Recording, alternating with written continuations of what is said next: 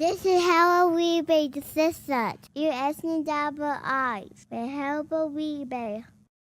Why waffle? Hacka, hacka!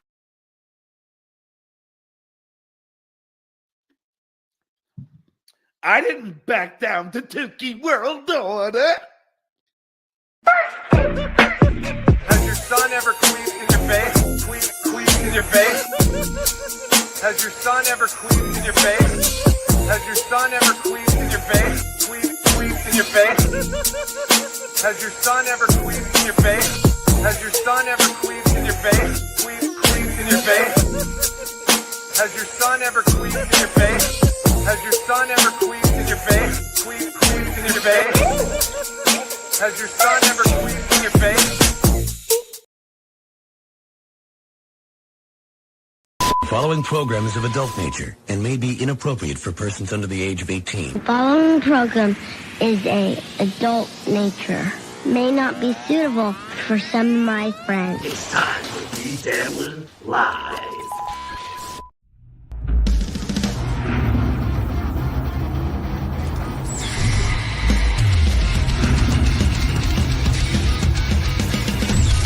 When you wanna know who's got the show, his friends ain't talking potato. Call him on the phone. He lives across from Home Depot. Put down my block with no replay. Put down my block with no replay. Put down my block with no replay. Put down my block with no replay.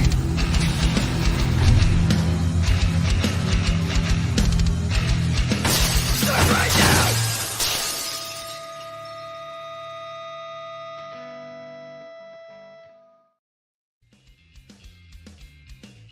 God damn it. There's far too many things to do. Holy crap! How is Steel Toe the only morning option? I can't take this anymore. I had to come on live and express my seething and my hatred. He looks like a flaming homo today. And this is coming from someone who looks like this. Greetings, everyone. I am your hero. 16-year-old YouTube sensation broadcasting from his mother's basement high above the Rocky Mountains. I am the great Dabbler of the Year. That's the other thing. Kiwi Farms, I guess, has put Aaron up as fresh meat of the year. Of course, Aaron has to lean into it because Aaron's just so cool. Hey, the internet's so cool. The internet's so fake. Just lean into it. I hate you. I am someone. Melton does not speak for me. He may speak for Tukey. I know Tukey loves Aaron. Tukey has to watch Steel Toe every morning. But I hate his show. And if he's anywhere near the goal, I'm out. So thank you, Joe Burrow, my grandfather, for clipping shit already. Can you believe that? There are already clips of the Steel Toe boring show. And that is fantastic. Guys, if you want to call in, 866-543-6854. Yeah, I just basically got up because I drank a giant glass of milk with a chocolate cake that my mom made last night. It was delicious, but milk does not agree with me. And I am on the toilet watching Aaron dressed up for New Year's. Again, $20 gives you confetti. Whoa! Let me wake my 5-year-old up at 7 a.m. and let her know, hey, if we take $20 out of your Tukey piggy bank, painted by the great Mrs. Cardiff. Thank you, Mrs. Cardiff. We can have some homosexual on the internet throw confetti up and then watch him try to collect it so he doesn't have to make more or spend more money on it. This man makes $600 a day. Do you understand that? People are giving this idiot $600 a day. It makes me insane. Vito Bandito, member for 1 month. Another year for the toe. He's literally the worst. No, the people who give him money are the worst. There are people all over the internet begging for money. Look at the Catalanos. Who, oh my God, we got to talk about that. This is not a show. This will be up for the members later. So either you're watching it live or you're a fantastic member. You can either be a member through YouTube or what's the other thing? Patreon, patreon.com/BDabbler Network. And guess what? We have a new voice. Greetings, idiots. You asked for it and you got it. Now you can super tip using the voice of your hero, El Horrible. Did you know today's my birthday? What's more guy stuff than adult birthdays? What's more gay stuff than adult birthdays? That's fantastic. Yes, you can super chat now as your hero, the great El Horrible. Someone was able to put that accent over the E, and it really it said El Horrible. I think it even rolled the R. I don't know how to do that. I just put an apostrophe after the E. That obviously wasn't the correct character. But yeah, there is a way to make it say El Horrible without writing Hor-E-Blay. But I don't know how to do it. So Zom247, thanks for the 10 pounds. Love you, love the show. Have a drink on me, Rocco. Happy New Year. My Newports, white pizza. I enjoy a white pizza every now and then. Thank you, Zom. Happy New Year to you and to your lovely... Is that you in the picture proposing to someone? So there you go. Or someone's proposing to you. So love is in the air. It's fantastic. Yes, this is not a show. Please do not feel obligated to do anything but to listen and like. We have no goals here, just like Steel Toe in the new year. Did you see that? There's clips of that. Steel Toe is now going to get rid of the goal. Well, he's not going to get rid of the goal. You're going to get rid of the goal by meeting a goal every day, but you're going to meet the goal so fast that you're actually going to be paying for tomorrow's show today. Ugh. Shit show, member for 60 months. New Netflix show about the Zumock squish game. Stop it. That's disgusting. A little boy. He just a little boy. Oh, God. You know, when you do fake voices all day, it really does a number on your throat. But yeah, he's just a little boy. No, that's not happening. But Chad Zumock is planning a comedy special this year. So get your wallets open, open your hearts, open your minds, and most importantly, open your wallets, because Chad Zumock is coming for you with a GoFundMe to fund his comedy special, which has not been written, but he is in talks to do it. Basically because Gottfried came on a show the other day, and Chad had to relate to his friend, the comedian, by saying, "Hey, Mr. Comedian, I too do comedy things sometimes. And actually, I have a big special that is coming out this year. Yes. I'm going, how am I going to pay for? I'm going to GoFundMe it. Yes, crowdfunding or whatever. Yes." It's fantastic. You can literally see the stupid ideas appearing in Chad's brain. Like, Those little UFO orbs that all of a sudden appear now all over the Jersey Shore by the Midway, where they have fantastic sausage and pepper sandwiches. If you're ever in Seaside Heights, go to the Midway and get a sausage and pepper sandwich. Purple Monkey Dishwasher, member for 11 months. So nice to catch a show live again. Wish you a happy new year. Purple, I wish you and your father a very happy new year. And love you more than a friend. And cheers to 2025. I don't think I have my Opie cheers anymore. I lost that. Flat Cat Jessica, member for 13 months. No orange or potato. Happy New Year. Yes.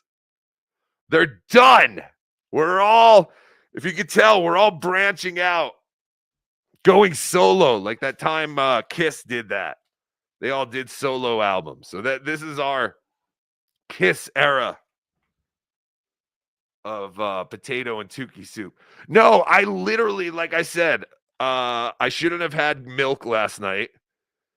And I was on the turlet watching Aaron seething and doing other stuff. And I was like, why? No one else is on. Everyone's pretty much just stuck with Aaron right now. Like, you know, it's New Year's Eve. We have Black on Black coming back. Jack, that's a fact. That's going to be today at 2 p.m. East. Big Black and King of All Blacks coming on the Bedabbler Network to do God knows what. I just got an email last week from Big Black. And he said, hey, yo, King of All Blacks is interested in doing a show on your channel too. We could do Black on Black. And I was like, I don't know. I'm tired. But then, I don't know, Cardiff was like, oh yeah, that would be really good. And I was like, well, if my boyfriend says it's a good idea, then I'm all for it. But yeah, I don't know. I put it in the Howard Stern subreddit, and it's actually the one Dabbleverse thing I think I've seen there that wasn't downvoted to an oblivion. So it seems like people might be a little excited for the show. What the show is, it's going to be nothing. It's going to be Big Black and King of All Blacks, I guess, fighting. I don't know the last time they really talked to each other. So it could be interesting either way. So tune in for that today on this channel. Black on Black returns. It's back. That's a fact, Jack. Speaking of Jack the Tripper, member for 16 months. Bones up, everyone. And a happy new year. Happy new year to you, my friend. I do have a call. Sorry. Here we go. Hi. Happy New Year, Dabbler. Oh, it's Jay Dabbler, the gayest of all the dabblers. How are you, my friend? I'm good. This was a nice surprise because I used to listen to the BS show in the morning, and now that's completely gone. So I didn't ever listen to it. Well, that's just kind of how I felt. I was watching Aaron and just seething at the fact that he was hitting the goal. And I was like, man, I want to go on and just watch this with my friends, but I have no friends because I live on the internet and I do nothing in the real world. So I figured I'd pop on. This isn't a show. This is a hang, and this will be a members only show later. What are you doing for New Year's, my friend? Me and my boyfriend's dragging me to some party. It's going to be full of a bunch of queers, but like the worst ones. Okay. Oh my God, here they come. They're going to set the curtains on fire. Oh, those. Oh, really? Yeah. I don't know those. So, yeah, I'm not too geeked about it, but I made him do it. He had to spend holidays with my family, so this is a trade-off. Yes, and do you make him listen to any of this crap, or he refuses? When he's in my car, he has no choice. Yes. He does find Tukey funny. He just doesn't get it, but he finds the voices and stuff pretty entertaining. But he hates Shuli, which is funny because he knows nothing about this world. Oh, He's no. just like, oh God, is that the Jew again? Yes, they can smell it over the Wi-Fi signal. That's crazy. Well, tell your boyfriend Tukey loves him more than a friend. I will. I also found out. I pretty much. You're the only person I think can make Aaron like entertaining. So I've taken a new hobby when this little piggy starts. I just bully Moody. So that's my new thing. Leave Just him going on there alone. and be like, "Hi, Melton, you suck, Moody." Leave him alone. Just because he's tiny doesn't mean he's not tough. He'll kick your ass. Are you coming to Hackamania?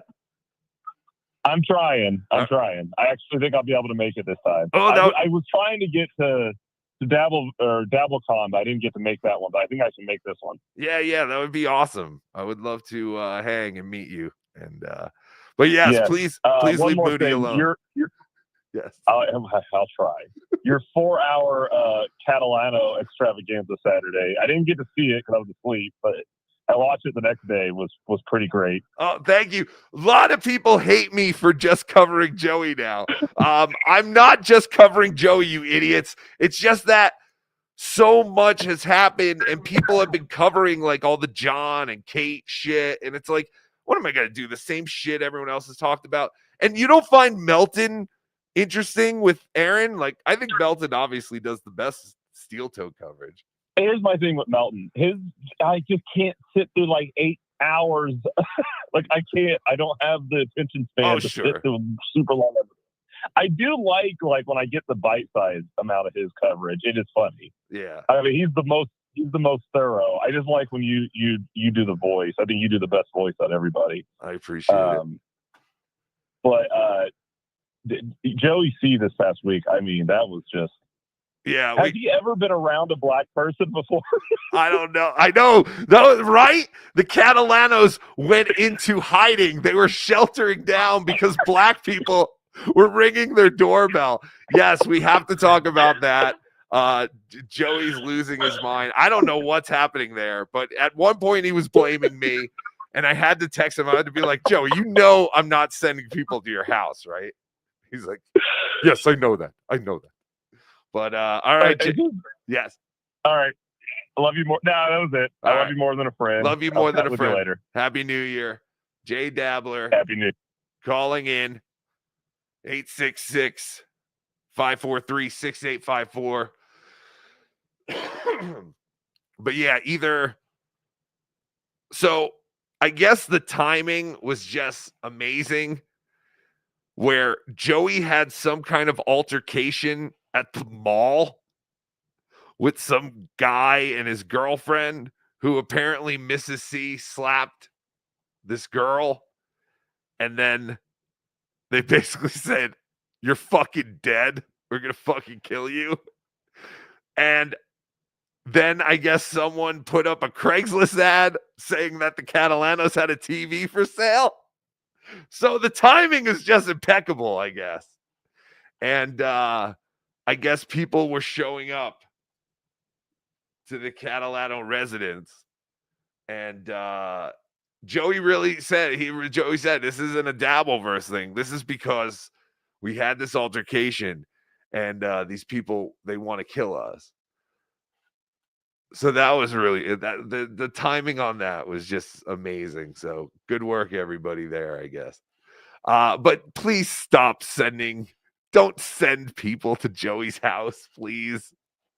Craigslist lads, like no one needs that. Again, it's funny because the timing, and you would say, well, if we didn't do it, we would have gotten the timing down. And yes, you're right. But still, no one wants that. All right, let's watch a little Steel Toe live.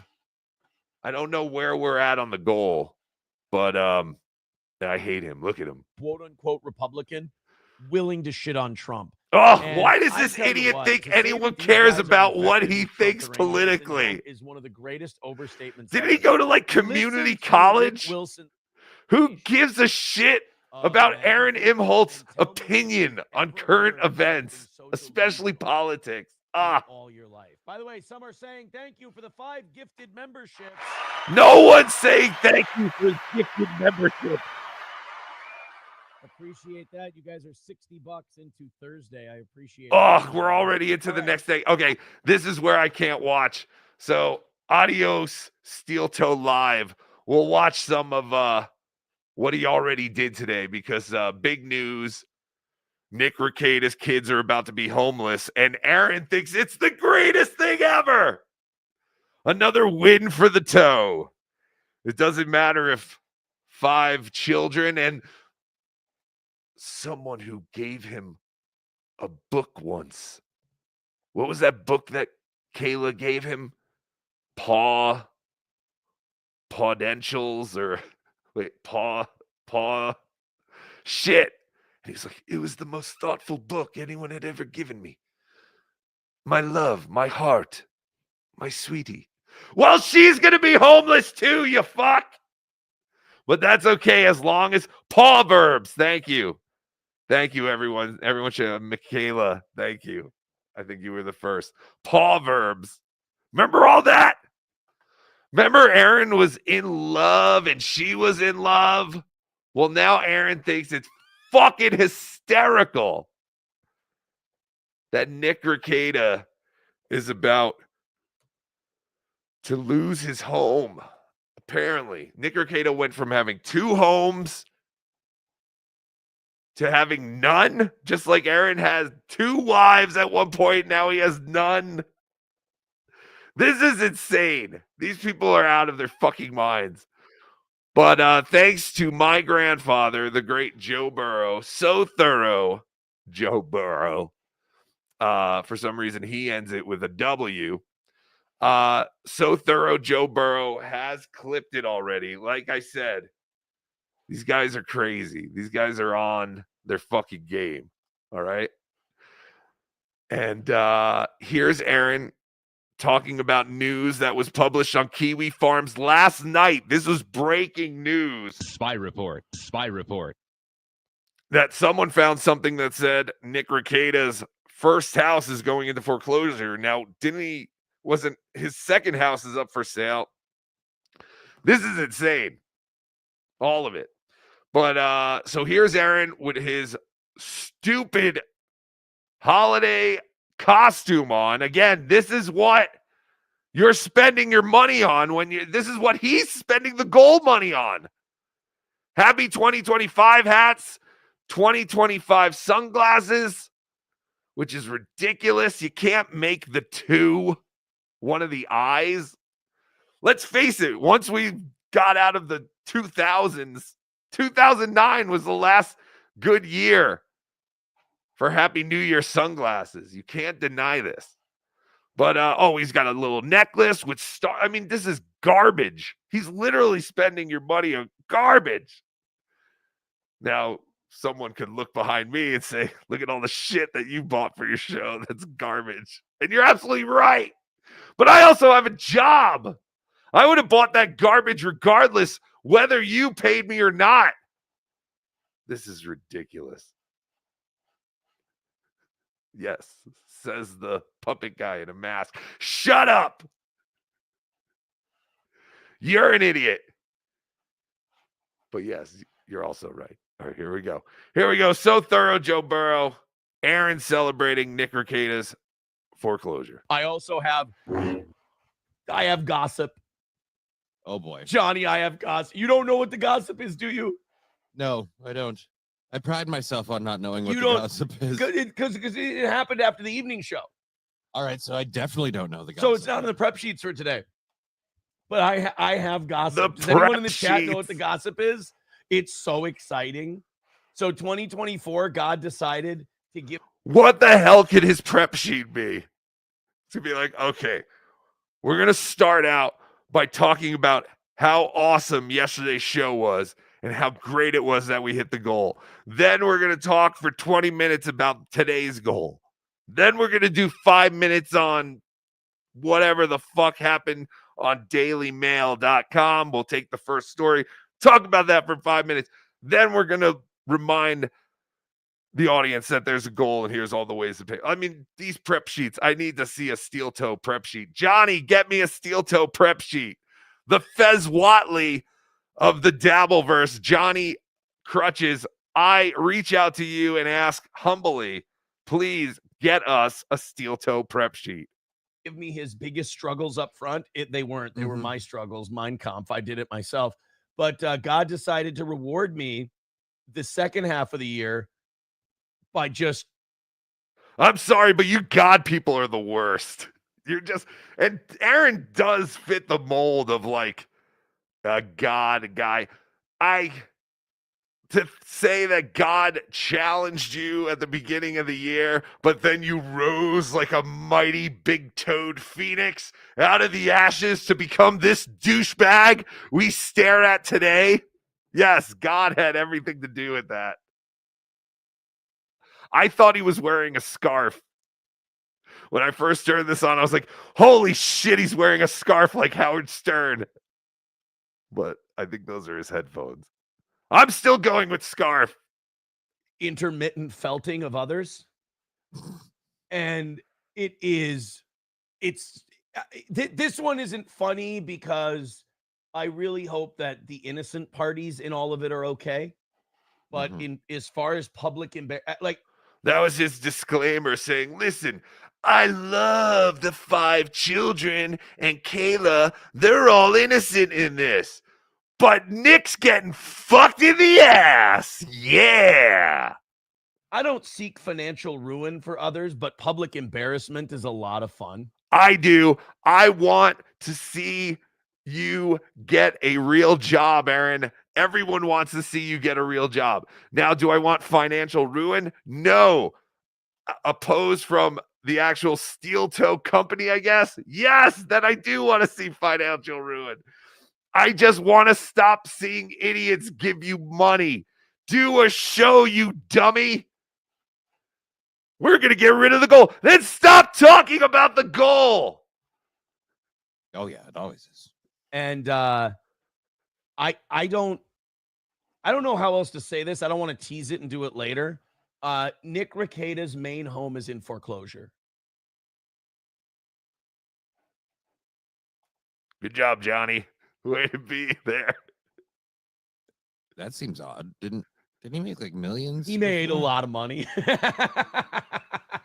Foreclosure means the bank has been expecting you to pay for a while. And Well, wait, hey, can you do me a favor? Allegedly. It's kind of like when you eat cuisine that's not for you, but the other person, it's their favorite cuisine and it's their favorite 5-star restaurant. Aaron, you and I both eat at gas stations. You know nothing about fine cuisine. You think Ruth Chris is fancy. Kind of brought you along. Don't savor all the morsels right away. I want to slow walk you into a tasting menu if I could. See, all right. You're jumping way ahead of me. You're like, doesn't that mean the bank, is wanting it? Just wait. Just let me. You're going at a. Wasn't he the one who said he didn't want to tease it?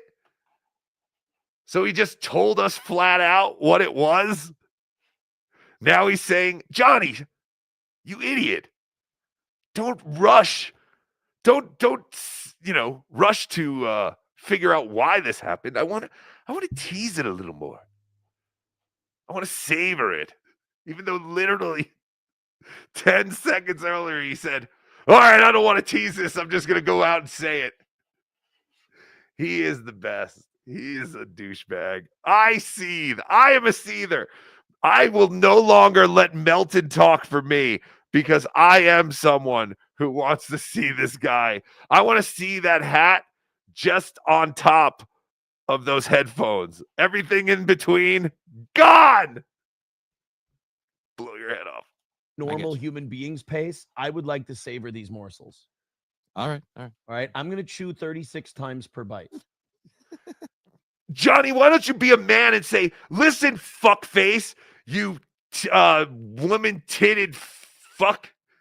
You literally just said, I don't want to tease this. And you told us exactly what the story was. I'm just trying to help you get there again. But no, he's blaming Johnny. Johnny fucked this all up. I'm wearing a fucking New Year's hat. I got my New Year's glasses on. I've got confetti. We're going to shoot all over the place every time someone gives us just $20. Whoa, and then you're going to try and pick it up and put it back in that bottle so you can do it again? Recycled confetti? I think that's the total opposite of what confetti's meant for. weird in here today. So go slow with me. It's gonna get weird in here today, Johnny. Bucks. It's good. It's gonna get weird in here today. Like when you licked cum off of April's tits and looked her in the eye, and no one told you to do that. Is that how weird it's gonna be? Allegedly, that you allegedly did that, even though you did it. We know you did it. You did it. So go slow with me. All right. This is big. It wasn't out of the vagina. It wasn't out of the ass. It wasn't out of her mouth. It was licked off the tits. I go on Kiwi Farms after the Allegedly. Again, allegedly. Allegedly true. I go on Kiwi Farms after the evening show because I need to whack off. Again, we saw that. Again, he's leaning into this. Yes, we know. We all saw that you read the horrible things that happened with Nick's children and to Nick. And then you decided, holy shit, I need to watch pornography where a woman is fucking another man in front of her husband. You are a cuckold. Just embrace it. You embrace everything else. Why will you not embrace the cuckold thing? It's who you are. Look at you. You look like a guy who should be sitting in a little armchair while a black man is railing his wife. And you should be asking, does anyone need anything? Does anyone want any more hot dog weenies? Hey, the ball's going to drop in like 2. Oh, never mind. Your balls are already dropping inside my wife. So I go on Kiwi Farms after the evening show. And I see that someone has posted, they're like, they wrote, did I find something? And they posted a foreclosure notice from the Wilmer paper. And it had Nick's main house listed as the foreclosed property. He's so Someone excited. responded on Kiwi Farms by saying, you didn't just find something, you found a goddamn gold mine. So it was the listing of the foreclosure of the, this is not the Silent Hill, orange shower, blood shower, stinky pussy spare house. We're talking about the main resident. The stinky pussy second house. That's your ex-wife, you douchebag. You married that stinky pussy. And we wouldn't even know she had a stinky pussy if it wasn't for you. We wouldn't know any of this. We would still all be going, wow, what's going on with this Nick Rekieta guy, man? It seems like things are falling apart. But we know everything because of you. You stinky pussy lover. And he owes $307,000. And to your point about foreclosure and how that works, that means that and people are already writing in the chat, wait. That means that for a year now, he has not been paying his mortgage payments. Whoa, is that what foreclosure means? We had no idea. It's when you don't pay? All right, this is great. It's so wonderful that we have this Minnesotan idiot to explain foreclosure to us. Once you don't pay for... Look at John. What is Johnny doing? Johnny's just all jerk. Johnny doesn't have like Parkinson's too, does he? Because that would be very sad. But yeah, Johnny's just all jerky. Johnny doesn't know what to say. Johnny doesn't know if he says something, if he's going to get yelled at again for literally agreeing with Aaron. He has not been paying his mortgage payments. Once you don't pay for like 6 months or something. Where's he looking? Something like that, you're in default. When you don't pay for a year, you go into foreclosure. That means there have been warnings. That means that there have been notices sent. I've seen this in movies. It's usually done in a montage sort of way where you start seeing like late payment notices. Then you'll see giant envelopes with a giant final notice red stamped onto it. My God, Johnny, I mean, he had no money. He wasn't paying his house. And now the bank is taking it away. I just learned that this is what foreclosure is. In the mail or email or however you get your notifications, and they've just been ignored. You think you get your notifications through email? The IRS and your mortgage company won't contact you in an email. It'll be written out and it'll be sent to the residence that is being foreclosed on. $307,000. So now there is an auction scheduled, Johnny, to get back to where you were on this. There is an auction scheduled for August. August? Okay. That's fantastic. So he has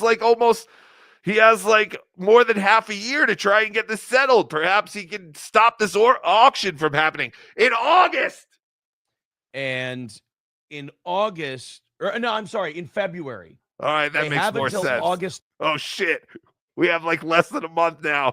That makes more sense. Oh, shit, Nick. We got to get some money together. To pay. I don't get how that works. What was it? This is like Happy Gilmore.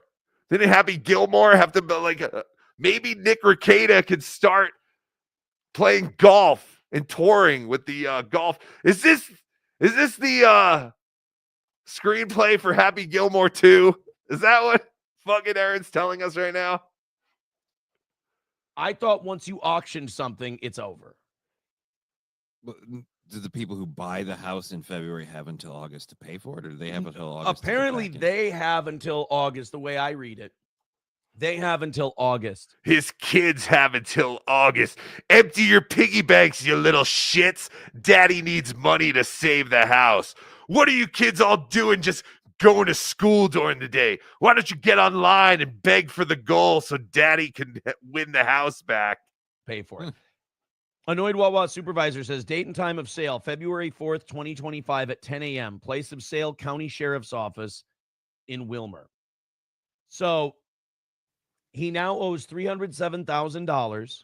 Well, in all fairness, him, the 5 kids, and Kayla, I mean, there's 7 people there. Between them all, I mean, if they all got $30,000 a year jobs, I mean, that would be over $200,000. Like, they can do this. They can make this work. Get online and start begging for the auction goal, you little rugrats. And someone's saying buying a house that someone else lives in. No. That is not the second house. This is the main house. So apparently about 2 years. Aaron is very excited. Let's take a call. Caller, you're on with your hero, El Horrible. Hi, this is Rob Saul. I just wanted to say you guys are a bunch of losers. Fuck you. Fuck you, Rob. You're a loser. I just want to make sure that, that Aaron knows a little bit of a thing or two about bankruptcy and foreclosure. You fucking losers. You're a fucking loser. Go sling drinks, you loser. You stink. Oh, well, you're the one who kidnapped my girlfriend. Yes, the Rob Saul girlfriend cam. There it is. Is she down here? I can't even see. It's too dark. I didn't put any lights on. Oh no. She's down there. You loser. Oh, get out of here. You're a loser. You guys are fucking losers. Thank you, Rob Saul. Great Rob Saul impression. Thank you. Ago, he took out a $316,000 mortgage on a fully paid for house. So it was paid. Paid in the shade with pink lemonade, homeboy. Like, you got this. Yeah, it's homeboy. Over. Free and clear. It's yours.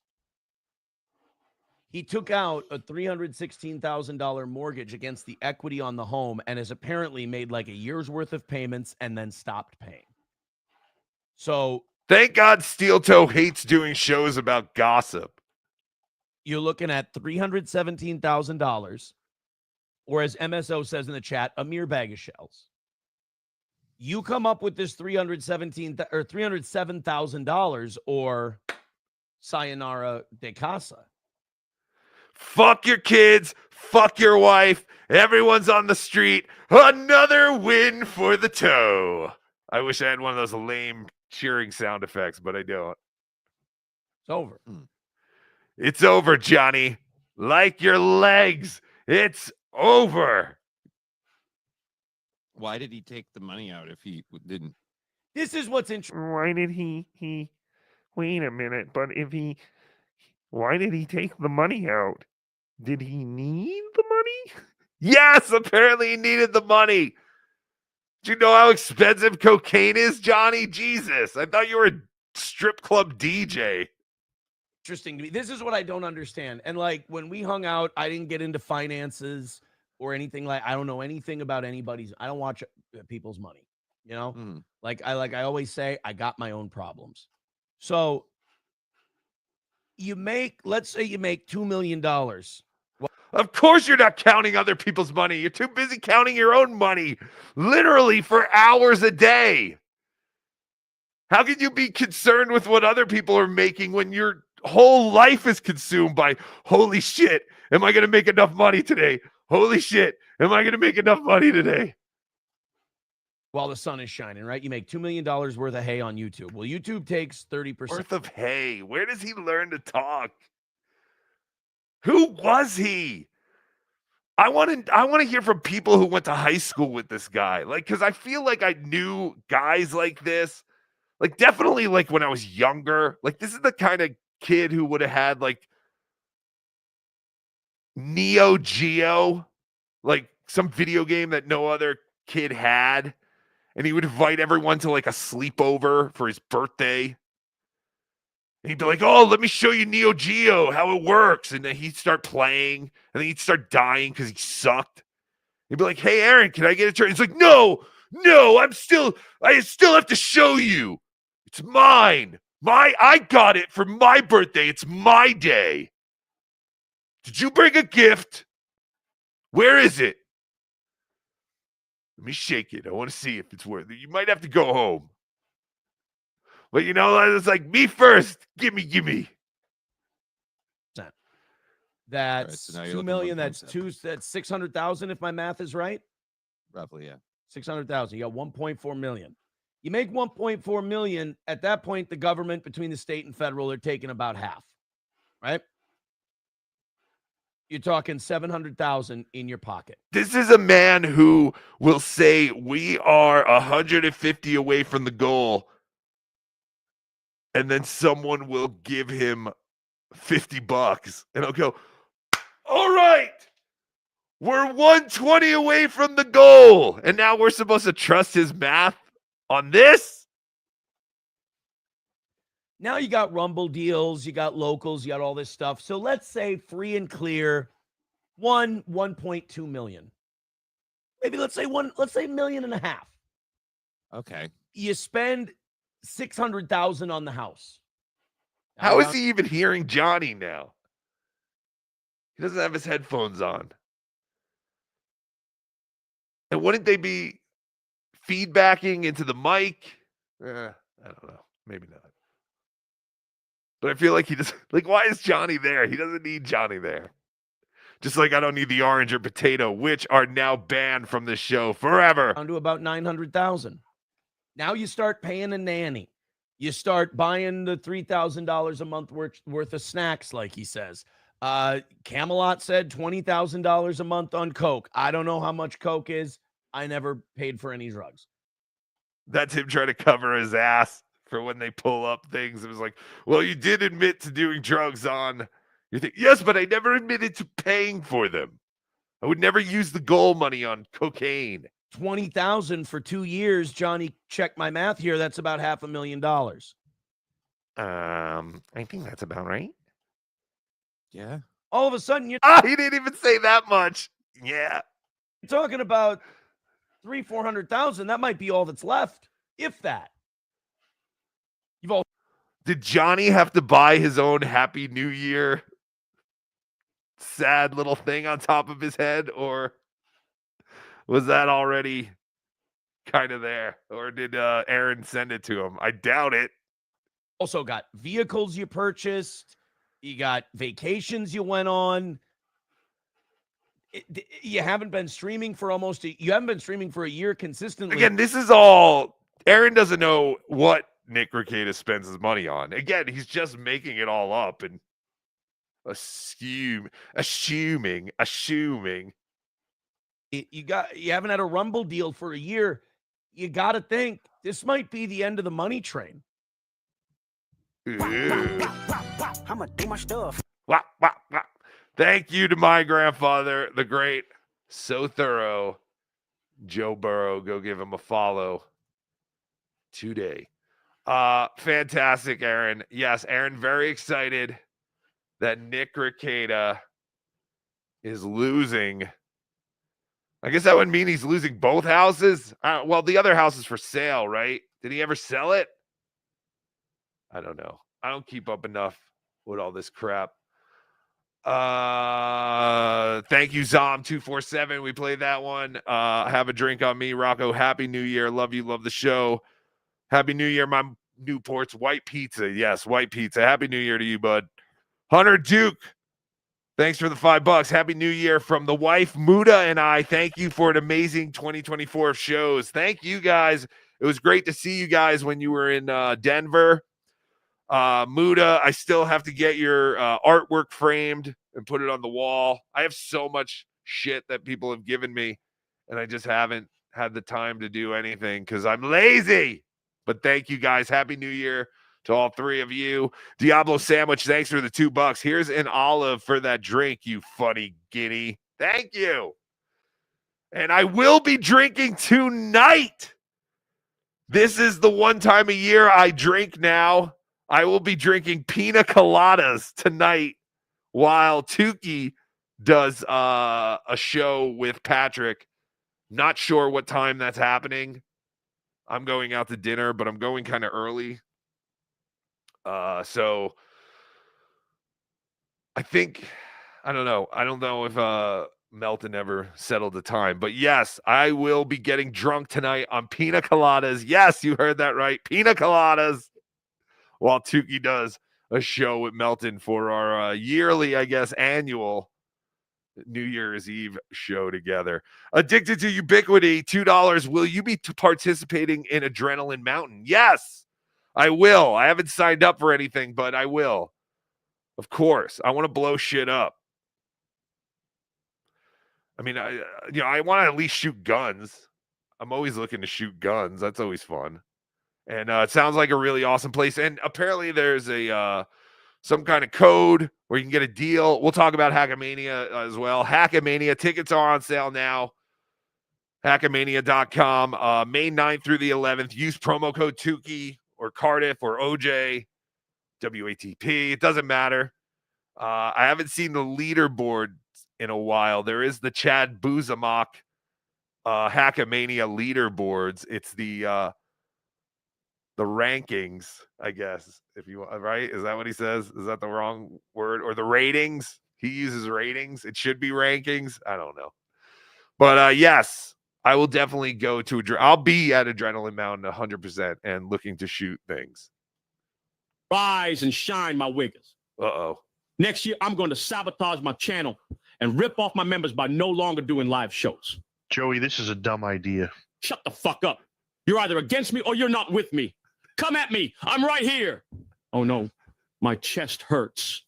I need a lighter and big anonymous cocks. Stop it. Yes, Joey is going to give himself a heart attack. He's been trying. The other day, he was pounding on his chest like Mighty Joe Young. Cartoon Ray, thanks for the 522. Crowdfunding a comedy special? Just weird. Hey, pay to hear me tell jokes. But crowdfunding a vacation? That's honest. Pay to not hear me for a week. Oh, there you go. There was also a big rumor yesterday that Ray DeVito was arrested after an altercation at a Sheetz. As far as I know, that's absolutely true. I have not heard anything otherwise. Apparently, Ray DeVito was arrested yesterday after an altercation at a Sheetz. I have not heard from Ray, so I have no idea what's going on. But our thoughts and prayers are with Mr. DeVito. Thank you, Cartoon Ray. Rusty Hangnail 199. I honestly do see Aaron and wish him bad luck. I'm the same. I'm with you, Rusty Hangnail. I hate it, but I can't stop watching until he gets towards the goal. Like once he said today, we're $20 into Thursday. I was like, you're gone. I don't want to fucking hear your thoughts on fucking Johnny's another one. He's doing political fucking shit on his show. He didn't even vote. How are you going to tell us your political views and all this shit, and then you didn't even vote? How do we know you're not just doing it for the steel toe money? Homosexual shape. Tune into my final show tonight. Yes. When I will do my best Bud Dwyer impersonation. Oh, we can only you hope. Dumb fuck. Skull. Yes, that is another big thing. John issued a challenge to me, and we'll get to that. First, we're going to get to the caller. Caller, you're on. Hello, Tukey. It's Blind Mike. Oh, hi, Blind Mike. How are you? I'm so glad you could dial a phone. Yes, blind. It's amazing what the blind are capable of. How much longer are you on for? Oh, I don't know. An hour or so at the most. Why? Do you do a show normally now? No, I saw you were alone. I didn't know if you wanted someone to pop on with you. Oh, of course, no, yes. No pressure, of course. No, 100%. I'll send you the link. Oh, of course, yeah. No, I'll go on for a little bit. Yeah, I'll send you a link 100%. Oh, beautiful. All right. We'll see you soon. All right. Blind Mike is coming. See, I don't think to bother my friends. That's how I feel. Like I would love for him to come hang out. But yeah, I'm going to do it right now. We're going to go here. I'm going to send it to you on Twitter because I think that's the only place that we've ever really talked anyway. Where the hell are you?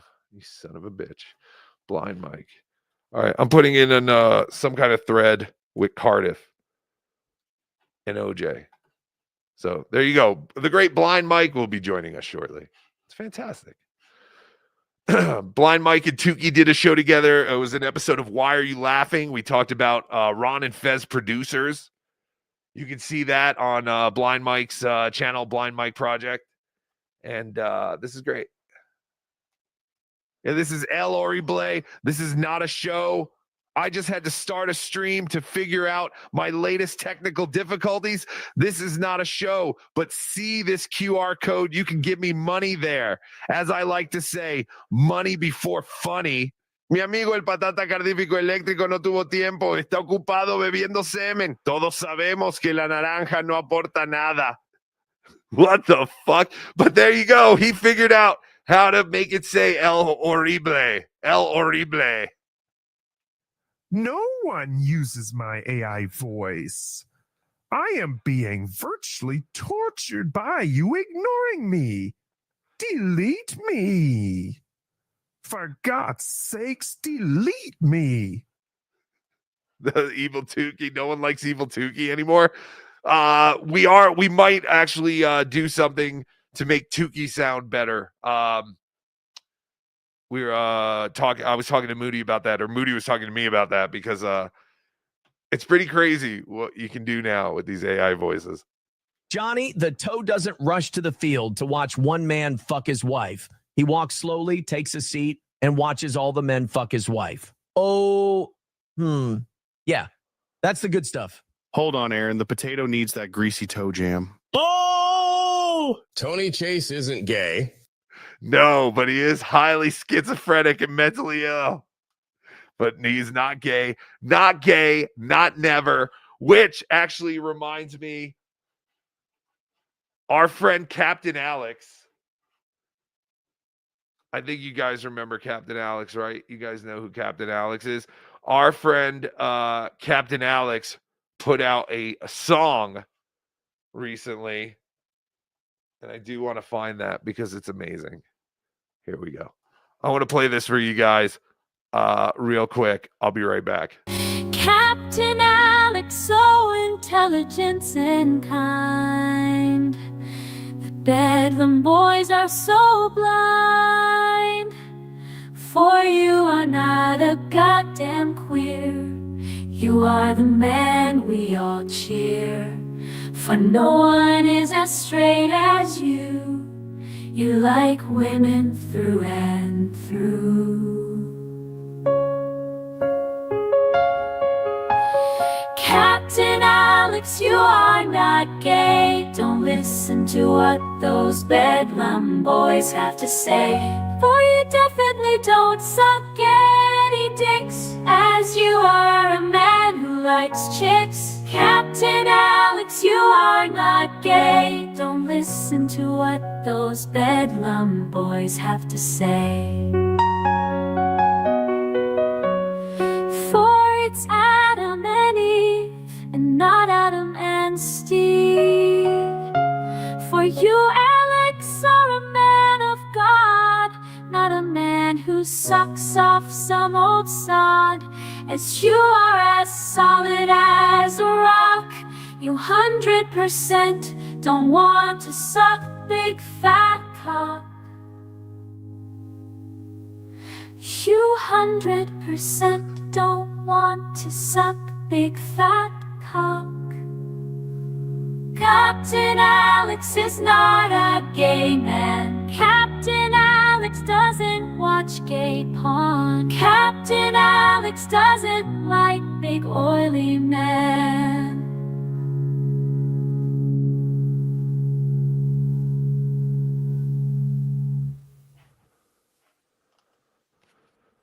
It's beautiful. That's beautiful, Captain Alex. He put that song out himself. I don't know. He does not suck cock, big cock, small cock, any cock. That was really fantastic. So just remember that Captain Alex does not blow, guys. Hold on one second. I'm trying to. It's so hard to do things when your computer's in dark mode and you wear a screen door on your face because I can't fucking see shit. Oh, here it is. Okay, hold on. Oh, there's Mike, or there's his thing. Let me send it. All right, I've sent him a thing. There you go. Mike, I see you're typing to me. I just sent it to you. All right. So that was the Captain Alex song. Now, I do want to play this real quick.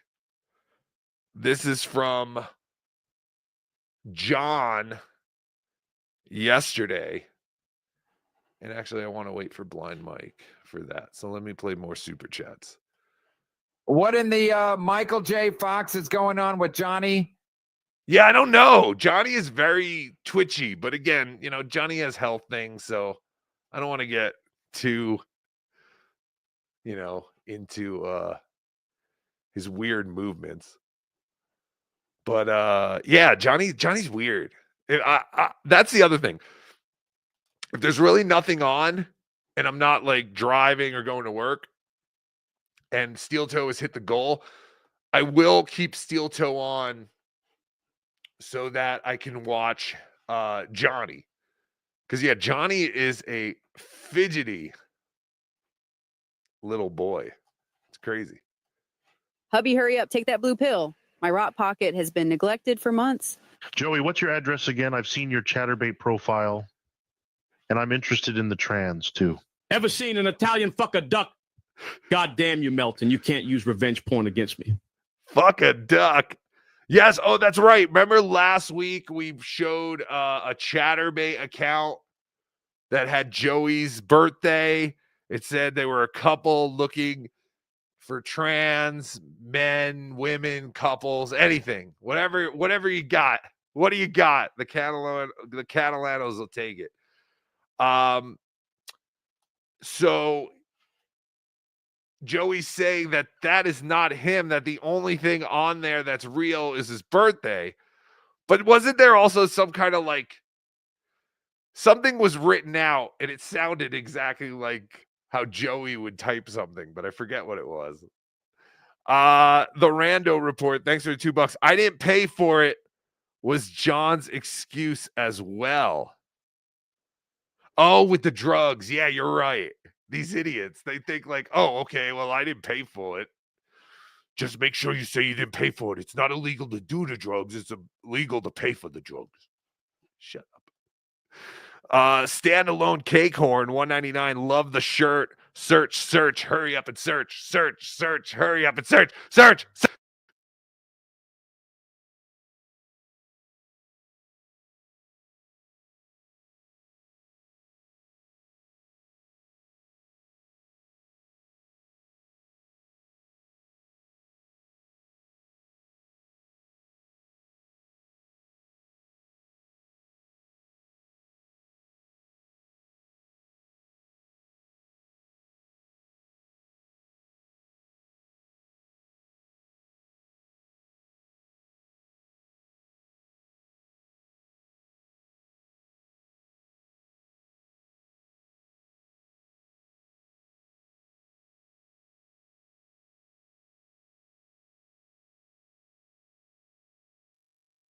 Oh, for some reason it muted me. Sorry about that. Thank you.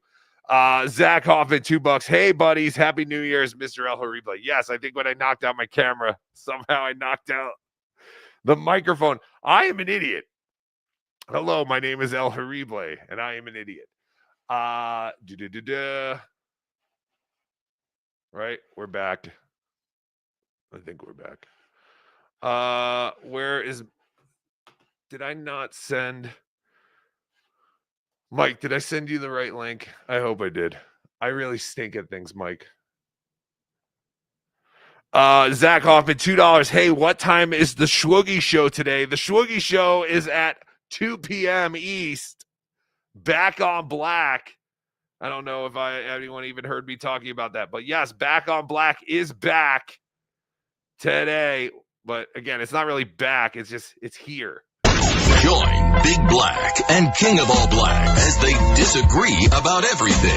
Black on black. Oh, yeah. Black on black. Black on Black. It's the unemployed security guard and the garbage man.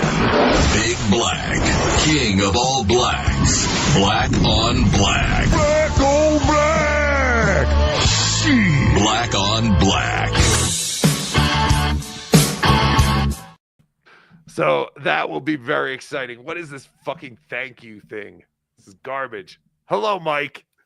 Thank you for letting me bully my way onto the show. Please do so anytime you want. Like I said, I don't think of like other people. I only think of myself. And where are the others? Where is Cardiff and OJ? They stink. They're probably sleeping, or they're doing it as a protest. There is some kind of mutiny going on. I didn't like seeing you alone, so Well, I thank said, you. I got to come on. I appreciate it. I have a couple more super tips and super chats. Thank you guys so much.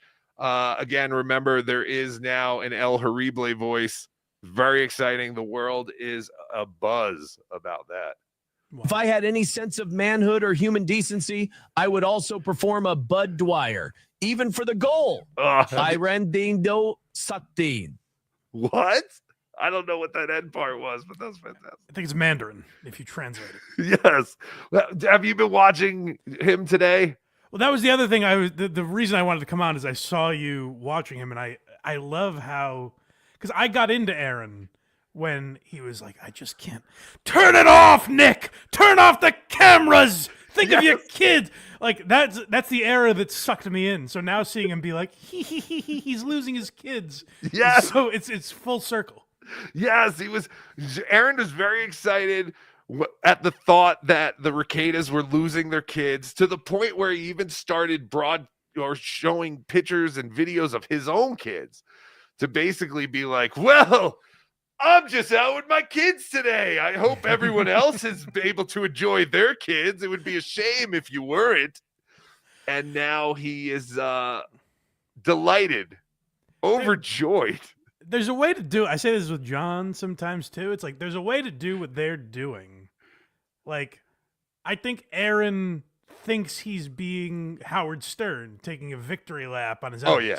And there's a way to do that. Like, Aaron buying Nick's foreclosed house would be funny. Right. If he wasn't so unlikable. Like, there's no one that wants him to win, so seeing him do that wouldn't be enjoyable for anyone. 100%. And from what I learned, because I only know Nick Rekieta from all of this. I didn't know Rekieta before any of this. I might have heard his name once or twice, but he is not a very well-liked guy on the internet, No, it that doesn't we've seen. seem so.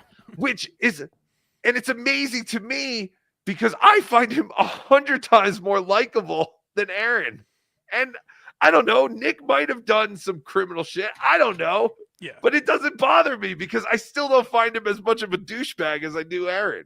No, but I think if we did follow Nick from the little I've researched on Nick Rekieta and found out, I think if we followed Nick the whole time, these guys would be it would make so much sense that they became friends because they don't practice what they preach at all. I think the reason people hate Nick is he was like a family man. Right. And would chastise people for not living the way he lived. And then Right. it turned out he was totally doing the opposite. And Aaron has a lot of those traits too. So I think it would just be that we disliked them both equally if we knew who Nick Rekieta was. You're right. You're right. And you are definitely the guy to do that deep dive into Nick Rekieta and to teach us Dabbleverse people or whatever you want to call us who didn't know much about him. Because yes, maybe we should be equally disgusted with both of these guys. But yeah, I can't. I find myself on Team Rekieta in all this, and it's just because I hate Aaron's show. I hate how he does a show. I hate him. There's a thing with Aaron too where I feel like I was tricked. Like I feel a sense of guilt because for the first year or whatever that I knew who Aaron was, I was like, oh, he seems like he does a fine show. Right. I watched an interview he did early on with like Kumia or something, and I was like, this isn't bad. And then even when I learned about the goal, I mentioned it on my show a couple times where I was like, this seems pretty douchey, but other than that, I guess I'm sure he does. It's just not for me, but I'm sure he does a fine show. And then like when I found out all this other stuff, I felt so tricked. Like, like I had missed out on something. So there's a lot of that element too. Yes, I think he fooled a lot of us with his bravado, his broadcasting style and his voice. Because when I talked about them on my very first stream, and I said, I was like, I don't know, this couple, they do a radio show. They seem to be involved with this a little bit. I was like, they seem to do an okay show, except when they start begging for money. Like I literally was like, I don't know how I feel about that. That seems a little douchey. And yeah, to see him dressed up today and with his little cum jar of confetti that he's just like he's picking it out with his fingers and then he's trying to pick it up and put it back in the jar so he can reuse it. Well, I think if Aaron just did a political show, because I've listened to enough now where I'm like skimming for clips of the goal and stuff. Yeah. I hear enough of his political talk, and like I said, it's not for me, but I don't think we'd be making fun of it. If he just did 4 hours of political talk, I know I wouldn't be pulling clips of it. Like I don't really give a shit. It would be so boring. It would just be another boring, whatever political show that no one would pay attention to. But he might do. Here's where Aaron's in a pickle with what he's talking about.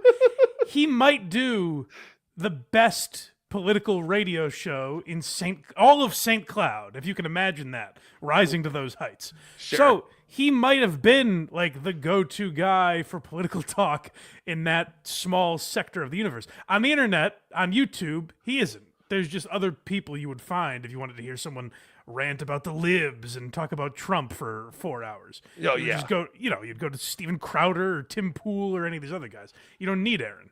100%. So Aaron can't be like, I'm a political show, even though it seems like that's what he wants to talk about. He knows the reason this faction of the internet is listening to him is for Nick Rekieta drama. It's so he makes a fool of himself talking about the goal. So he needs to keep doing that. Like every time I watch Aaron, I'm like, just get rid of the goal and we wouldn't be making fun of you. But he is a smart enough. Here's what separates Aaron from guys like Stuttering John. Aaron's a smart enough broadcaster that he knows I am tied to this goal forever. Yes. Aaron knows he needs to be a lol cow. I think John thinks he's above it. Yes. Can go on to other things. I think Aaron knows this is his lot in life as long as he's on YouTube. Yes. Aaron does try to do the lean in to things. And I think the fact that YouTube has literally started a goal thing that probably encouraged Aaron even more to keep up with the goal, which is confusing to me because this is a great setup to the next clip I have, which is Aaron talking about how he has a dream. Ooh. And that dream is to abolish the goal. Oh, wow. Get rid of the goal. This was clipped by My Lost Interest. Thank you, My Lost Interest. But it's just, it's so funny because, yes, I feel the same way. If there was no goal, there's no reason to watch Aaron. Like, even today, I went to him live and he's like, guys, we're 60 into Thursday. I'm out, you know? Oh, has he stuck with? I haven't watched Aaron in a couple weeks. Has he stuck with the leaderboard? Is that still a factor? I believe he is. I don't. That was my new favorite thing because watching him do the math added such an intrusive element on the show. You know what? I don't think he's doing the leaderboard anymore. But he's writing the names again, just like on his birthday show of the people who donate 100. That's what you get now for 100. You get your name on the board. And remember when he talked about how small he was going to have to write it to make sure he has enough room for all these people donating $100. Spoiler, there was only one name at the end of Monday's show. And this is yesterday's show. There's 3 people on the board. One is still the guy from last week, and then there's 2 more, but they're written huge. Like he knows he doesn't have to save the space, so he's written the names huge. I'd be curious to interview those people that are like, "Oh, I wanted my name on the board." Mike, I say it all the time. I'm not even necessarily mad at Aaron. I'm more disgusted by the people who fall for this shit and give him money. Now, I could play along with the idea that maybe there are some people who are like, "Oh, people really hate it when this guy hits the goal, so I'm going to throw in $5." But there are literally guys who give him like $50 to $100 every day. And it's the same like 3 or 4 people. Yeah, I want to learn who like when I started talking about like Chris D'Elia and Brendan Schaub, I was like, these guys have big audiences. Even people shit on like Brendan Schaub because his numbers have dwindled over the years. But that's still a massive, he does a much bigger show than any of us do. Right. So I've always been like, they can't all be trolls. Who's a Brendan Schaub fan? I think over the years I've painted a picture in my mind of who a Brendan Schaub or a Chris D'Elia fan is. I still can't figure out, are they like, I think Aaron is owning Patrick Melton every day. And I want to see that keep happening. Like, what do they think of Aaron? I still haven't figured that out yet. I think there is something to that. I think there are people that he's just gone. He's like, oh, I gotta donate so Melton will get really pissed off about this. Right. Melton doesn't. I do. I get pissed off. I'm the one cursing in my car going, what are you doing? Save your money. So anyway, Yeah, go ahead. No, I was just going to say, this is Aaron's I have a dream speech. And that dream is no more goal. Kind of. Sort of. There's still a goal. Okay. If that makes sense. So look, we've got a great show today. Here's I have a dream, much like Martin Luther King Jr. I have, way different dream. But oh, really, Aaron? I do have a dream. So we had Aaron doesn't give a shit about racial equality. His dream is give me money so I don't have to ask for it. That's literally his dream. It's called getting a job, Aaron. You can very much make this dream a reality. The joke was much like Martin Luther King. No one thought it was going to be an abolition of bigotry. No one thought he was going to say, one day I hope my kids will be judged by... That was you could have left it alone, and then he's like, as a matter of fact, gang, it's actually much different than Martin Luther King. Yes, thank you for explaining it, Aaron. Yes. Amazingly week last week. The birthday show was ridiculous. I appreciate it so much. You guys knocked out, went above and beyond anything I could have hoped for. They didn't, though. I don't know what he ended up with. But again, he was expecting so many names on the board who would donate 100 that he wrote the first name very small. And that one name was the only one there at the end of the show. That's the opposite of like when you're making a sign with poster board, and by the end of the word, you're like, "Oh shit, I'm running out." Fuck, I ran out of exactly. And then there was another show. So, Mike, basically right now, as Aaron's saying all this, my lost interest has just done a close-up of Johnny Crutches' face. And Johnny's just rolling his eyes, cleaning his glasses, as Aaron's talking about what an amazing week they had last week, because he knows this is bullshit. So much. You guys knocked out, went above and beyond anything I could have hoped for. And then there was another show where you guys went ape shit also, the Thursday show. You guys went fucking mental. And then we had a great Rumble Friday. You guys went above and beyond. So I just started counting shit for Monday. I agree. They are going mental. Like, you have to be mental.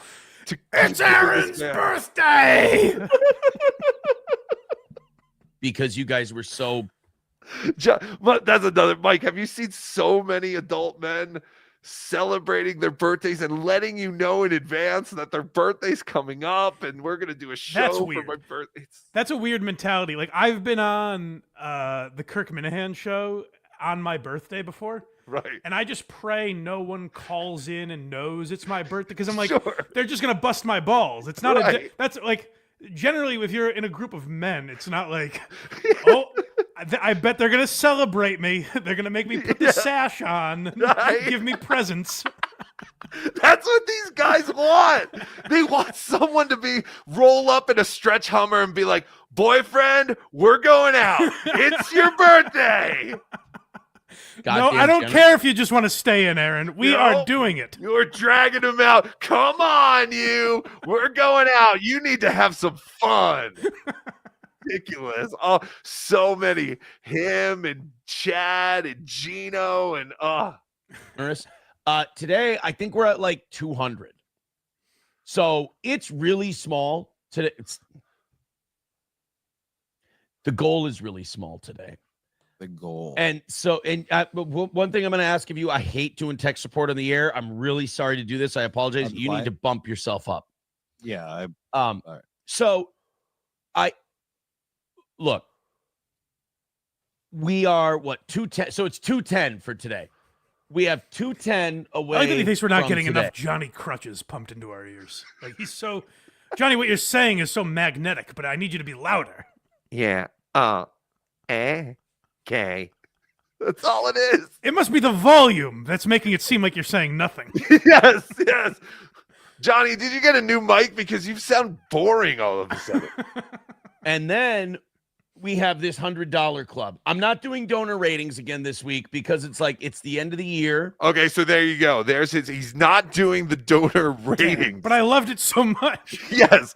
And again, as Melton has wonderfully expressed, it's not ratings, it should be rankings. But Aaron is too proud and doesn't listen to shows like Melton that he won't change it. So he keeps saying the leader rankings or ratings. In a way, it is ratings though, because the people that give the most are the most valuable. You're a 10 in his book if you're giving the most money. That's an excellent point. That actually is an excellent point. But this week, since it's the end of the year, and that's another thing, it's always something. This is the last week of the year. We have to get in there in the $100 club. So instead of rating or ranking how much people have given, just give $100 and we'll put you on. Come on, guys. It's getting cartoonish. He had 2 anniversary shows within 3 months of each other. I know. And then it's his birthday. And then it's his birthday. Now it's the last show of the year. We have the last 3 shows of the year. And then once the new year comes, it's going to be, guys, this is the first show of 2025. Let's get in. Go ape shit. Get in the black. Crazy. Let's get in the black. Let's just go ape shit. Let's show everyone just how to do it. Come on, get in there. Don't be afraid. But yeah, and then it'll be, guys, this is the 4th day into January. I mean, come on. We got to start paying. We're celebrating Martin Luther King Day. Oh, yeah, that's right. Martin Luther King is coming. Everything. Anything we can celebrate in order to get money out of your pocket and into mine. And also because I want to see this thing load up by the end of the week. We have an opportunity to go in. There's 3 on there right now, and the whole board is basically filled up because he wrote the names so big. Well, one, I would say a third of the top of the leaderboard is taken up because it says Steel Toe Chad Zumock ratings. And then there's another little maybe quarter of the board that just says $100 club. And then there's the rest of it is just 3 names. And literally the whole board is full. There's really not much room to write any more names. Into 2020. Again, though, I would ask, what is the show? Is it a political show? Because that seems oddly distracting. It's not. It's a variety show. I guess this is his attempt at like recreating some kind of morning zoo. Okay. Except that he doesn't have all the wacky characters. He just got has the Johnny Crutches band, ladies and gentlemen. The Johnny Crutches band. He just has Johnny Crutches, which I am surprised Johnny has made it to the end of the year. I thought Johnny would have been gone by now. He's loyal. He stays there. I think it is. I think it's one of those things where he's like, fuck, I hate this job, but like literally this guy has no one left. Aaron literally needed a man that can't move to not leave him. And never have another goal again on this show. All we have to do is keep paying it forward. So like normally it's a 350 goal, right? Today it's 200. Tonight it's 200. Mash them together. Boom. That's 400. So it's a little above and beyond normal. But wow, this is hardcore math. It's a little above and beyond normal. In what way? But it sounds like there's still a goal. Oh, does it sound like that? It's like, well, now we're just lowering it from 600 to 400. I don't know. What did he just say? Because normally it's 350 in the morning and then 250 at night. It might seem like there's a goal, but that's the real. That's what makes this also magical. Hold on, I gotta go back. That's 400. Okay, hold on. Today it's 200. Tonight it's 2. Normally it's a 350 goal, right? Today it's 200. Tonight it's 200. Mash them together. Boom. That's 400. So it's a little above and beyond normal. But we'll give you the 1 hour. No, it isn't. It isn't. Because he does a night show. It's actually less than you because it's 350 and 250 usually. Right, which is 600. But now, wait, so is he saying... He's combining, you know how the evening show and the morning show are a different audience? Yes.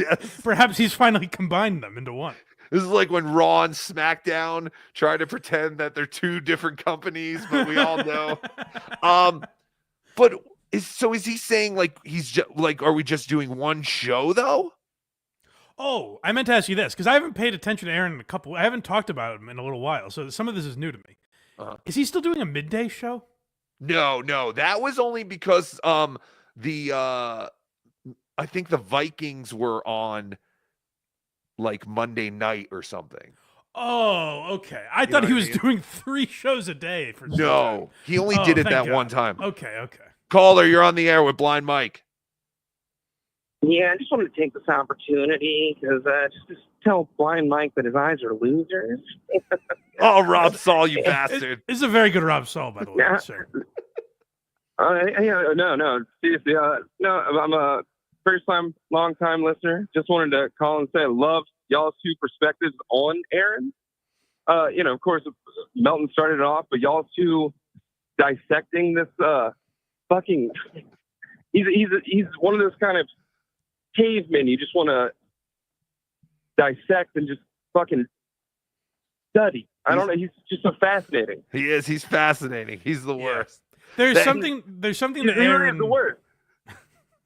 There is something to Aaron where, like, sometimes I think the stuff, I like Adam Bush. He seems like a nice guy, but sometimes when he really dissects what is it about Stuttering John that makes him tick? I'm like, this is all a little too much. He's a drunk who used to be successful and now he's not. Yes. Is he a narcissist? Yeah, obviously. Yes, it is. There is something about Aaron. I am more interested in dissecting him in that way because I think there's just more to Aaron than there is to someone like John. Like, it does interest me more. And it's also because Aaron got to like some level in radio in Minnesota. Yeah. And he, in his mind, he's basically he's not like exactly like Stuttering John, but he almost has that same attitude. Like I was fourth in fucking Minnesota radio. Like I've done way more than the rest of you. Like he does have a Aaron's more of a person, I think. Whereas with Stuttering John, he's a cartoon character. It's like we were all sitting around like, what makes Peter Griffin tick 100%. the way he does? You know, where Yes. Aaron's like a real guy, which makes it more interesting. 100%. Sorry, I put the wrong pod down. Caller, you're on. Okay, I know this is Jay Dabbler again. Oh, hi. The chat's gonna kill me for calling in. The chat's gonna kill me for calling in twice, but I can't pass up the opportunity to talk to Blind Mike. Just because I wanted to say I'm a huge fan of you, Blind Mike. I love Why Are You Laughing? It's the one Dabbleverse thing my dad loves because my dad got me into comedy. So I showed him like your stuff on Norm and your stuff on Richard Pryor. I think you do a great job. I think you should be bigger than you actually are. I listen to you every Sunday. I love your Quincy reviews. You're great. This is the only time I've ever got to like speak to you. So I was just like, I got to take this advantage. That's very kind of you. Thank you, sir. That's great. Yeah. Thank All you. right. That's it. Love you Happy New guys. Year. It's amazing. Yeah, I'm 33, and that guy, he's probably 40 years old, and he's like, yeah, my dad's really into you. Yeah, it's awesome. I appeal to a strange audience, but thank you. That's wonderful. Thank you, Jay Dabbler, for calling in and letting Mike know that. That's awesome. Caller, you're on with Blind Mike. Oh, hello. I'm a totally real caller. That last caller said Blind Mike should be bigger than he really is, but if he stands up, you'll see he is bigger than he really is. Oh, that's fantastic. Not as well crafted as I thought it was going to be, but I knew where it was going. Thank you, caller. Appreciate it. The people love you, Blind Mike. Blind Mike Project. Where can they see you? BlindMike.net is where all my links are. Become a member or a patron. If you're watching on YouTube, obviously, right now, just Blind Mike Project on YouTube. Go subscribe. Go over there, please. Thank you, guys. Caller, you're on with Blind Mike. Hey, this is Little White. How y'all doing? Hi, Little White. I just want to say on behalf of the white race that we detest and detaint and we distance ourselves from Aaron M. Holt. And also, I just wanted to say to my buddy Little Big Black, I just wanted to let him know for Christmas I put some prepaid minutes on his Obama phone. All right. Thank you, Little White. Appreciate it. Little White out. White out. That's tough for Aaron because I don't think he cares for any of the other races. So Sure, he's going to be very disappointed to hear that. But Little White reminds me that today at 2 p.m. East on this channel, Black on Black will be returning. The last time you heard it, it was on Howard 101. Now it will be on the Bedabbler Network. Yes. that is quite a trajectory for them. Very excited. Good for them. We're just growing here at the Bedabbler Network. All right, let's get back to Aaron explaining that if you guys just keep giving me money, keep paying it forward, I won't have to talk about a goal. Guys, if you just keep giving me money, I won't talk about a goal ever again. Paying it forward is not giving one guy. The idea is paying it forward is I'll give Aaron money and hopefully he'll give someone else money. Right. It doesn't seem to work like that. That was very odd wording that he used, but you're right. There is no pay it forward with Steel Toe. The only one he's paying it forward to is the Circle K. Is keep paying it forward. So like normally it's a 350 goal, right? Today it's 200. Tonight it's 200. Mash them together, boom, that's 400. So it's a little above and beyond normal. But we'll give you the 1 hour, obviously. I'll go till 11. But then also, if every show just keeps doing that without me even asking, we stay ahead. And never again in the history. Look at his eyes. It was like he just had an epiphany. Like when he said, like, and I never have to ask for the goal again. It's like, holy shit, maybe if I just did a show, I wouldn't have to ask for a goal every day. This is amazing. And Johnny's just a cult member. He knows that we stay ahead. He knows the language he's supposed to use. Yeah. Not even listening, but it's just like instinct. It's a reflex. Yes, sir. That makes perfect sense. Yes. He's still, I'm assuming So that there would be no night show. That's the weird thing that he's not explaining here. Because he's like, okay, now it's 400 for the morning, and I'll do an hour of overtime. Ooh. Because that's what he just said that. Because normally it's a half hour. And he counts that half hour because sometimes I'll watch a fucking, or I won't see Steel Toe, but then I'll go back and see that the show was 4 hours and 31 minutes. Like, it's literally like, he does not spend any extra time. And that 1 minute is the intro music. Yes. He's to the teeth. It's ridiculous. Of Steel Toe. The only thing people complain about, the only thing I complain about with this show is Gone Forever. Is that really the only thing people complain about with Steel Toe? Quite honestly, it's the only thing I like. Yes. Tell me if you agree with me on this, because maybe I live in my own bubble where I play a bunch of clips of Aaron where he's like, oh, the haters are going to be mad today. We hit the goal. I don't care. As long as there is a goal, I hope Aaron hits it. I don't give a shit. It's about the journey for me. It's not about whether he thinks like we're mad based on whether or not he hits the goal. It's more the intriguing path he takes to get there. I am one of those people who hates when he hits the goal. Oh, but I agree. No. I agree with you. It is about that journey because I'm listening the entire time. But then and I think I hate it because now I have no reason to listen. Because once he hits the goal, I'm out. I don't care. Even if he's begging for tomorrow's money, because he'll do that. Once he hits the goal, he'll go, come on, guys, let's get into tonight. You know? Like, it doesn't end. Take some pressure off the night crew. Right. It doesn't end once the goal is hit. That's what's so crazy is like, he's like, if you guys just keep giving me money, I won't have to talk about the goal, and that's the way the show will go. You'll just keep giving me money. That's not the way, because even when you hit the goal, you're still talking about tomorrow's goal or tonight's goal or next Tuesday's goal. Like, it always moves on so that you have to talk about it. I talked about this the other day. The goal is like the blob. Like, it won't stop coming no matter how much you think you've contained it.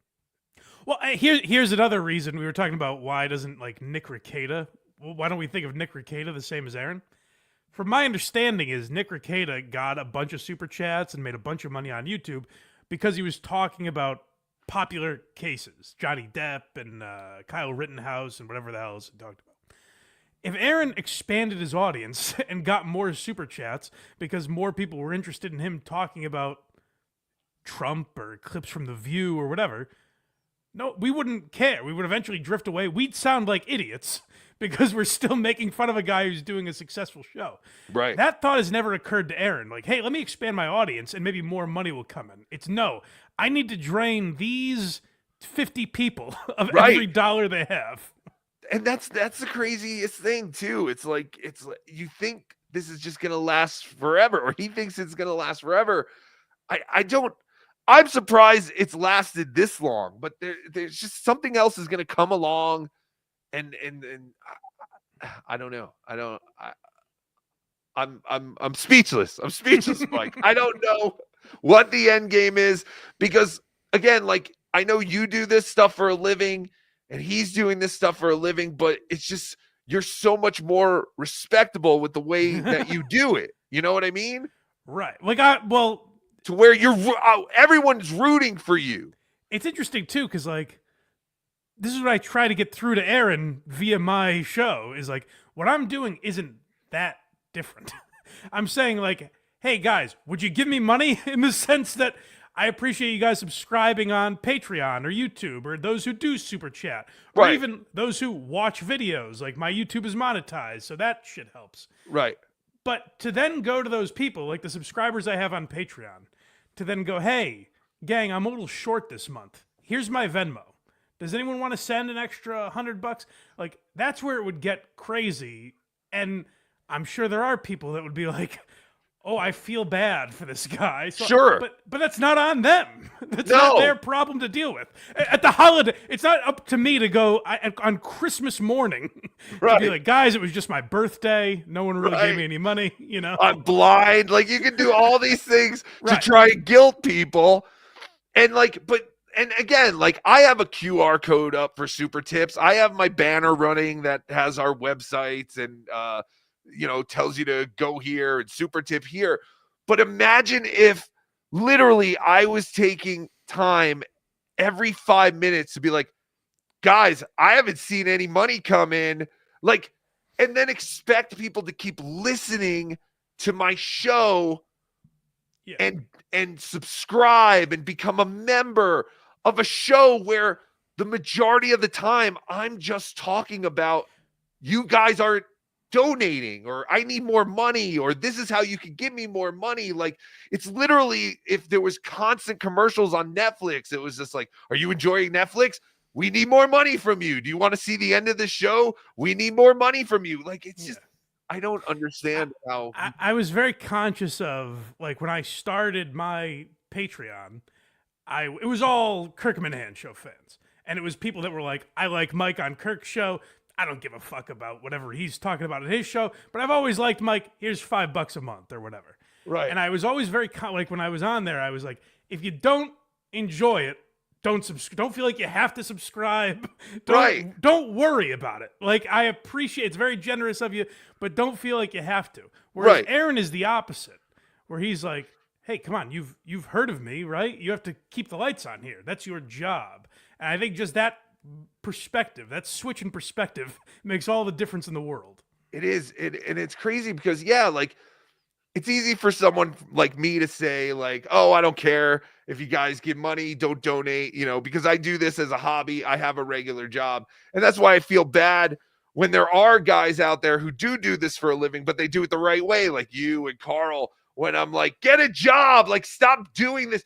But it's because of his constant begging and the fact that you guys are actually doing shows, but you're also promoting of course you have to promote yourself, because I don't know if you said you haven't been following too much of Aaron. I'm trying to find the clip, but he went on a whole thing the other day about how all these other shows that talk about Aaron won't admit that they're really the ones who talk about money way more than Aaron. Of course, yeah. We all talk about money more than Aaron, apparently. I do during the Steel Toe segments. Right, exactly. Yeah. So technically he's right. Like, he is just so delusional. It's insane. Yeah. Caller, you're on with your hero, Blind Mike. Oh, hello, totally real caller again. I called earlier to say Mike should be bigger than he is. Yes. What I meant was he's fat.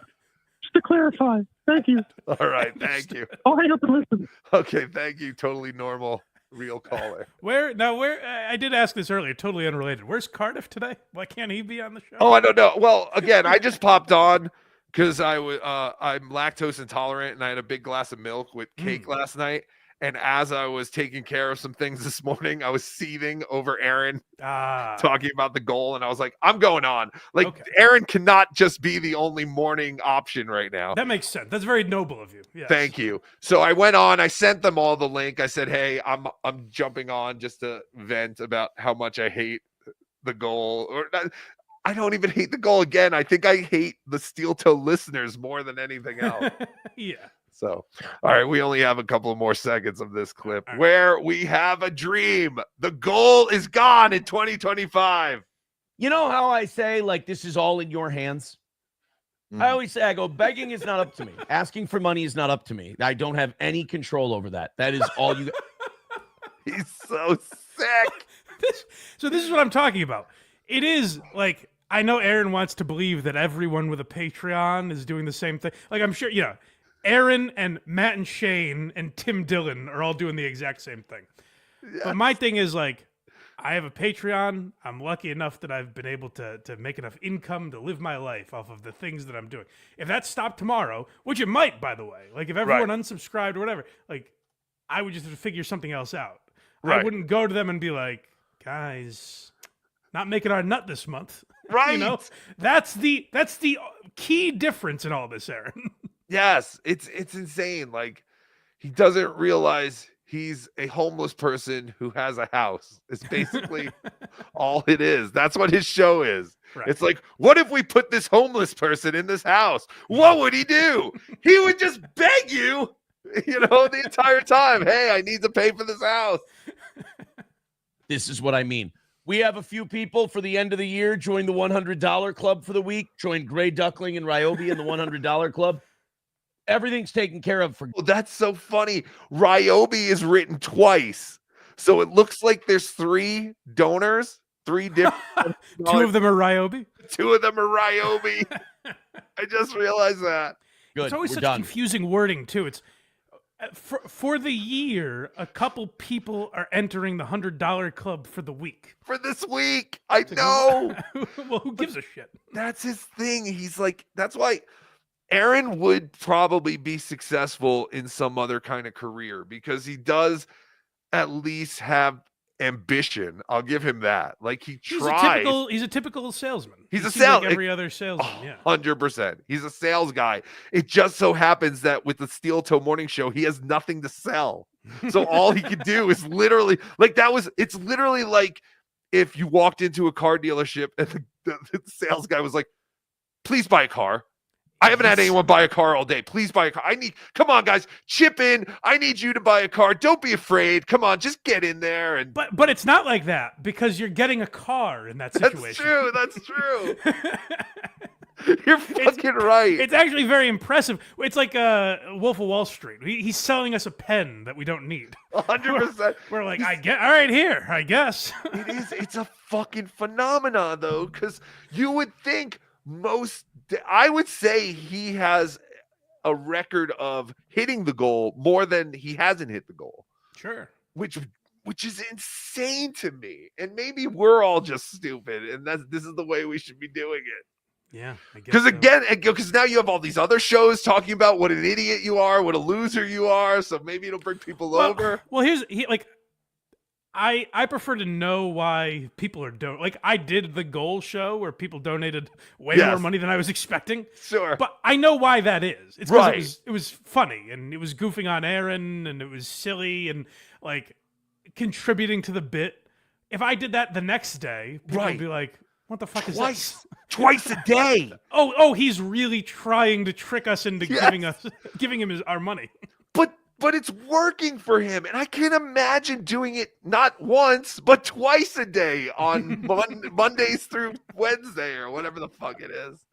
It's insanity to me that it's still hitting. Like he does still hit the goal. Like if I was him, I wouldn't talk about any of like this. I'm getting rid of the goal. I would just say the goal's getting bigger. Like I can't keep it contained. Like it's out of control. Like literally talk about it like it's some sentient being or whatever. Right. It's over. The next show does it. The next show does it. The next show does it. It's over. For absolute ever. It's done. So it's up to you guys. Thank you very much. It's up to us. Sam Show goes, that's the only thing people complain about? Yes. I have a busy 2025 to take care of. I have a New Year's resolution to hit the gym, to lose some weight, to help Aaron abolish the goal. I think I realized what he's saying, by the way. Correct me if I'm wrong. If he gets $100,000 today, or whatever the goal calculates to by the end of the year, then the goal is done for the year. If he gets $200,000 today, the goal is done for 2 years. You see what I'm saying? So he's asking for enough money today that he never has to ask for a goal again. Basically. Yeah, well, that's basically what he's saying is, yeah, you have to just give enough for today. No, give 2 goals worth. Today, if you give double goals today, the goal won't come up tomorrow. It won't come up tomorrow. But tomorrow, money still has to come in. We just won't talk about to get rid of Thursdays. Yes, that's what I'm saying. You have to constantly be... It's exhausting. It's fucking exhausting. Speaking of the goal, we have to hit our goal, of course, with our super chats and super tips. Thank you, everybody, for your generosity. We really appreciate it. Feliz Año Nuevo, hijos de puta. Soy el horrible destructor de mundos. Ya voy, Elizabeth. Este es el grande. There you go. Spanish. Beautifully said. Sean, $5. Thanks for all the laughs. Happy New Year. Thank you, Sean. Appreciate it. Happy New Year, buddy. Shit show. Mike, what's your opinion on Shuli and why does he suck? So my take on Shuli is I don't see the equal. Like when I listen to Shuli's show, I don't see enough shit that I can goof on to make him like John or Aaron. I think people try to equate him. Like there are aspects like Shuli did that. Leader. What the fuck did he do the other day? Like he had some goals. They have a leaderboard too. Yeah, they have like a thing going now too. Yeah. So like that I could goof on definitely, but it seems like Shuli's aware enough of all that it makes it less fun. Does that make sense? Yeah, it's almost like I guess he's doing a bit because people have been doing the leaderboard thing, like Steel Toe, and I thought there was someone else who was doing it too. What I find interesting about Shuli, and here I totally missed the boat on Aaron, so maybe in a year I'll be like, I can't believe I missed this with Shuli. But what I find interesting about Shuli is like, I'll say what I just said, where I'm like, yeah, there are some things that I'm like, I don't really get that, but overall he seems like a nice enough guy. And then comments will be left on this being like, boy, Mike's really ball washing Shuli. Yes. That's the aspect of Shuli that I don't understand, where I'm like, I didn't even say I liked the guy. I said I thought he was fine. Yeah. And people are like, well, you keep sucking his dick. Yeah, I've always said the same thing. I never really enjoyed Shuli all that much on Howard Stern. He's always been very nice to me. He's a really nice guy. And I don't watch the Shuli shows because people have said that to me too. Like, why don't you goof on Shuli show? Yeah. The other thing is, their show is hard to goof on because he's got a team of guys, so the show runs relatively well. And they're making fun of John, who is ridiculous. We agree with what he's saying, basically. Right, and that's basically what they're doing. I think if they kept doing that BS morning show thing, there would have been more stuff to goof on. But the fact that they're goofing on John's such an idiot that you just think about the John thing instead of...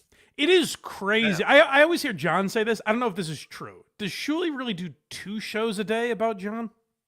They used to at least. Okay, so that's obviously nuts. Yeah. That's crazy to do multiple shows a day about John. I get a little sick of John doing it once a week. So that is crazy. Agreed. But it's hard for me to play clips and be like, here's where Shuli's wrong. Right. You know? Because like I get everything that he's saying about John. So, like, do I think some of it's a little bizarre? Sure. But, like, Shuli seems self-aware enough that it wouldn't be a funny... If we did the same amount of coverage about Shuli as we do about John or Aaron, I think it would just get boring. I don't think there'd be enough to make fun of. Agreed. Caller, you're on the air with your hero, Blind Mike. Hey, Happy New Year's, guys. I had a question for both of y'all. What do y'all think of Jim Norton and his husband doing the show? And do you think they'll be dragged into this Dabbleverse shit in 2025? I'll take my answer off there. Thank you. Thank you. Happy New Year. No, Norton really stays out of that stuff. I saw he did a live stream the other night. Him and Nikki did it. And he was just like taking questions, kind of like a Dabbleverse type of show. Okay. But I think it was just like a one-off where he was answering questions. I think if it became people constantly asking him about John or whatever, he would get sick of it. I think he likes John. He has no interest in goofing on him. I'm sure Jim sees a lot of what we see. Yes. But I think he likes John enough that he's like, well, I don't have an interest in pissing this guy off or making an enemy where now I have to... Like, look how Jim handles Opie, where once in a great while, Norton makes a joke about Opie. Like, where you can't even... If you didn't know enough about the Opie and Anthony show, you wouldn't even be able to pinpoint what it is or who it's about. Mm-hmm. And other than that, he kind of stays out of it. I don't think he has any interest in that stuff. Which I would say, I was watching a clip of Nick Mullen and Dan Soder talking about Nick Rekieta. Yeah. And Soder's like, "Ooh, I got to look more into this." And Yes. I was like, get out, go away, stay. Your minds are too good for this. Don't obsess on this one thing because it'll eat you alive. It's true. I don't know. I agree with you. I think Jim is going to do his best to avoid this community. I'm sure he's aware of it, very much so. He, of course, he's aware of John. They work together on the Tonight Show, so he probably has some great John stories. And like you said, there comes a time with these people who have been doing talk radio so long. I think they've been in enough feuds their whole life that they're kind of like, I'm done with that. Because I've been trying to get Eastside Dave in this community because I think he would explode and it would be great for him because when he goes live, he gets like 7 people or some shit. Like, Yeah. I really think it would help. And I've had Dr. Steve reach out and he basically said, like, yeah, these guys, they don't want to be involved with this nonsense. So, Which makes sense. I mean, if you look at Norton, he's a good stand-up. Yeah. Like, I would say a great stand-up. and he's still doing it because I still see clips of him on like Instagram and stuff. So that's great because I didn't know if he was doing stand-up anymore. I also heard a rumor that he's going to possibly, if he doesn't re-sign with Sirius, do the Jim Norton advice show on YouTube again. He said, I didn't hear advice show. I don't know what it'll be, but he said Jim and Nikki is like a side project where they're going to keep doing that podcast, but he said Right. he'll do his own thing on YouTube as well, like his own separate podcast. Yeah, and as far as his wife or whatever, she's annoying. I mean, she definitely looks like a chick. I'll definitely give her that. But I just find her to be annoying. And it's kind of like he says this a lot, but he married Chip Chipperson, basically. he married. I have heard that. Yes, I've heard him say that. She is, it's very funny. You forget, here's one thing that works against her. You forget she's foreign. She's from a different country. Right. Because there are some things she says where you're like, is she retarded? And then you realize it's just like a language barrier. Oh, okay. See, I haven't listened to enough, but I haven't actually watched a lot of their live stream. I saw a lot of the pre-produced episodes when they first started doing stuff. Yeah. And I was just kind of like, what is he doing? Like, this I just was seems worried like- about it. I remember we played the clip on my show, and I was like, uh-oh. Yeah. Is he doing like a Bravo show? What the fuck is Right. this? I was like, this is something he would destroy another like celebrity couple for doing. Like, I think he figured it out. Oh, and I should have sent this to you. Did you watch Bennington on with them? Ron Bennington was no, on? I haven't seen that, but I have to see You that. should check it out. The last 20 minutes or so is Bennington trolling Norton so masterfully. I Where he's heard like he's like pumping her tires to where she brought it up like weeks later. She's like, Ron Bennington is the greatest man I've ever met in my life. And Norton literally goes, I just wish you knew Ron Bennington. Yeah. I have to see that. I saw Ron on Bob Kelly's show recently, but I have not seen the Jim Norton one. And It was good. other people told me that as well, so I'll check that out. Thank you very much, Shit Show. I hope we explained why Mike thinks Shuli sucks, or whatever your question was. I come buckets $2. Why is Mike's 2025 comedian, or who are Mike's 2025 comedians? Oh, why are Mike's 2025 comedians to watch all women? Simp. I think there's one woman on the list. Apparently, that's all of them. So this list includes one person. Well, guys, why don't you watch tomorrow night? Yeah, Wednesday night, tomorrow night on my YouTube channel and find out. Decide There- for yourselves. There you go. Blind Mike Project on YouTube, right? Yes, thank you. I stink. Yo, my wiggers. Johnny and I both have retarded useless dicks. Mrs. C wanted me to offer you. And that ham dingo Big Black, make her booty hole. Clap on a blow pop and power thumb. Her stinky cinnamon ring. Stop it. She's a hooker. People are horrible. Stop it. Mrs. C is a lovely, beautiful lady. J Dabbler 199. Rocco and Blind Mike, my two favorites together at last. Yes. Oh, thank you. Thank you, J Dabbler.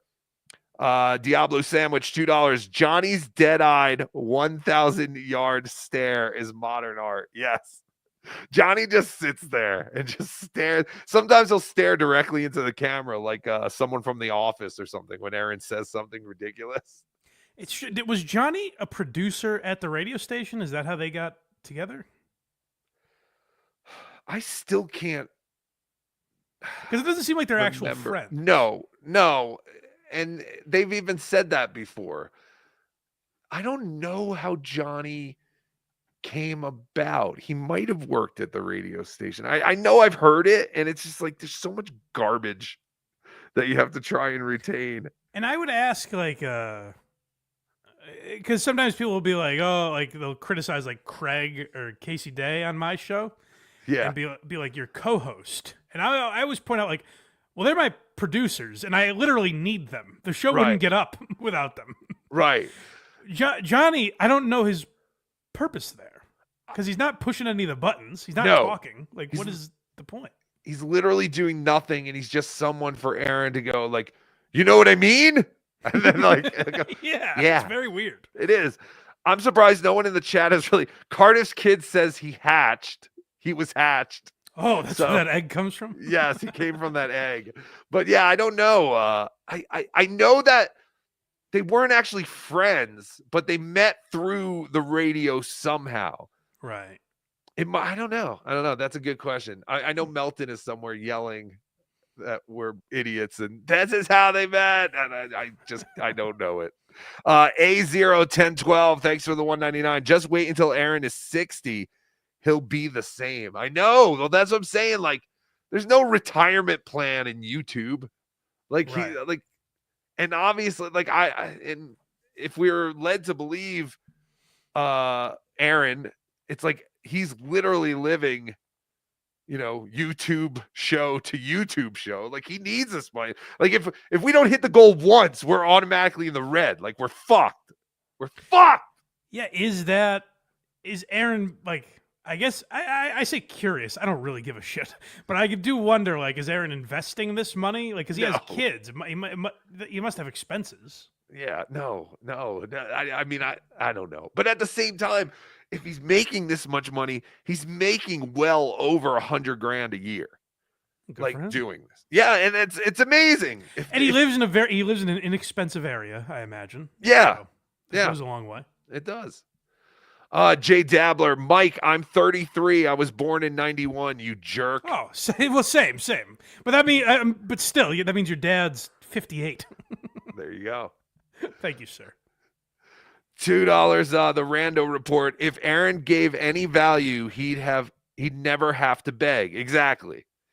If Aaron gave any value, he'd never have to beg. Well, that's what I said. That's why I'm saying he's the greatest salesman of all time, because he literally sells nothing to you. Right. He sells the idea that I'm going to be on here for 4 hours no matter what. But if you don't give me $350, I'm not going to do an extra half hour. That's where I'm saying, like, Aaron's logic is flawed. Like, hey, look at these guys. They also have Patreons and they accept super chats. Right. The reason we're not doing this show about Tim Dillon or Shane Gillis is because people are like, hey, you do a good show. Here's a few dollars. That's Right. the end of the transaction. 100%. They don't have to come on and go, hey, guys, I lost my rank as the number one Patreon. You got to get me back up to number one. It's amazing. Dabble babble, $10. It's not pay forward, he's proposing. Pay me ahead / prepay me. Yes. The profile of Steel Toe listeners who contribute large sums are the people who'd be offended when he mentioned MLK in a dream without clarifying first. Interesting. But yes, you're absolutely right. It's not pay it forward. It's pay me ahead / prepay me now. Right. Get ahead of schedule. Yes. Let's get ahead of our bills.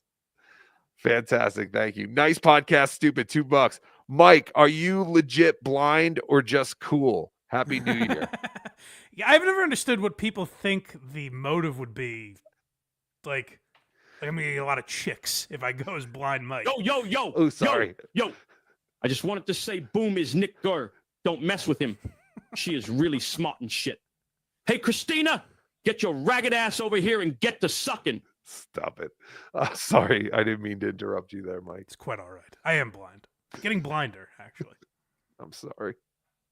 It's horrible. Nick Gurr, $2. Yo, El Horrible and Blind Mike. Merry New Year. Merry New Year to you, Nick Gurr. WSX, thanks for the $5. Speaking of begging for money and memberships, Joey C is out of control. Aaron blames himself when he is short, but Joey blames his audience. I mean, listen, I've watched a lot of Joseph Catalano and the Catalano crime family in general.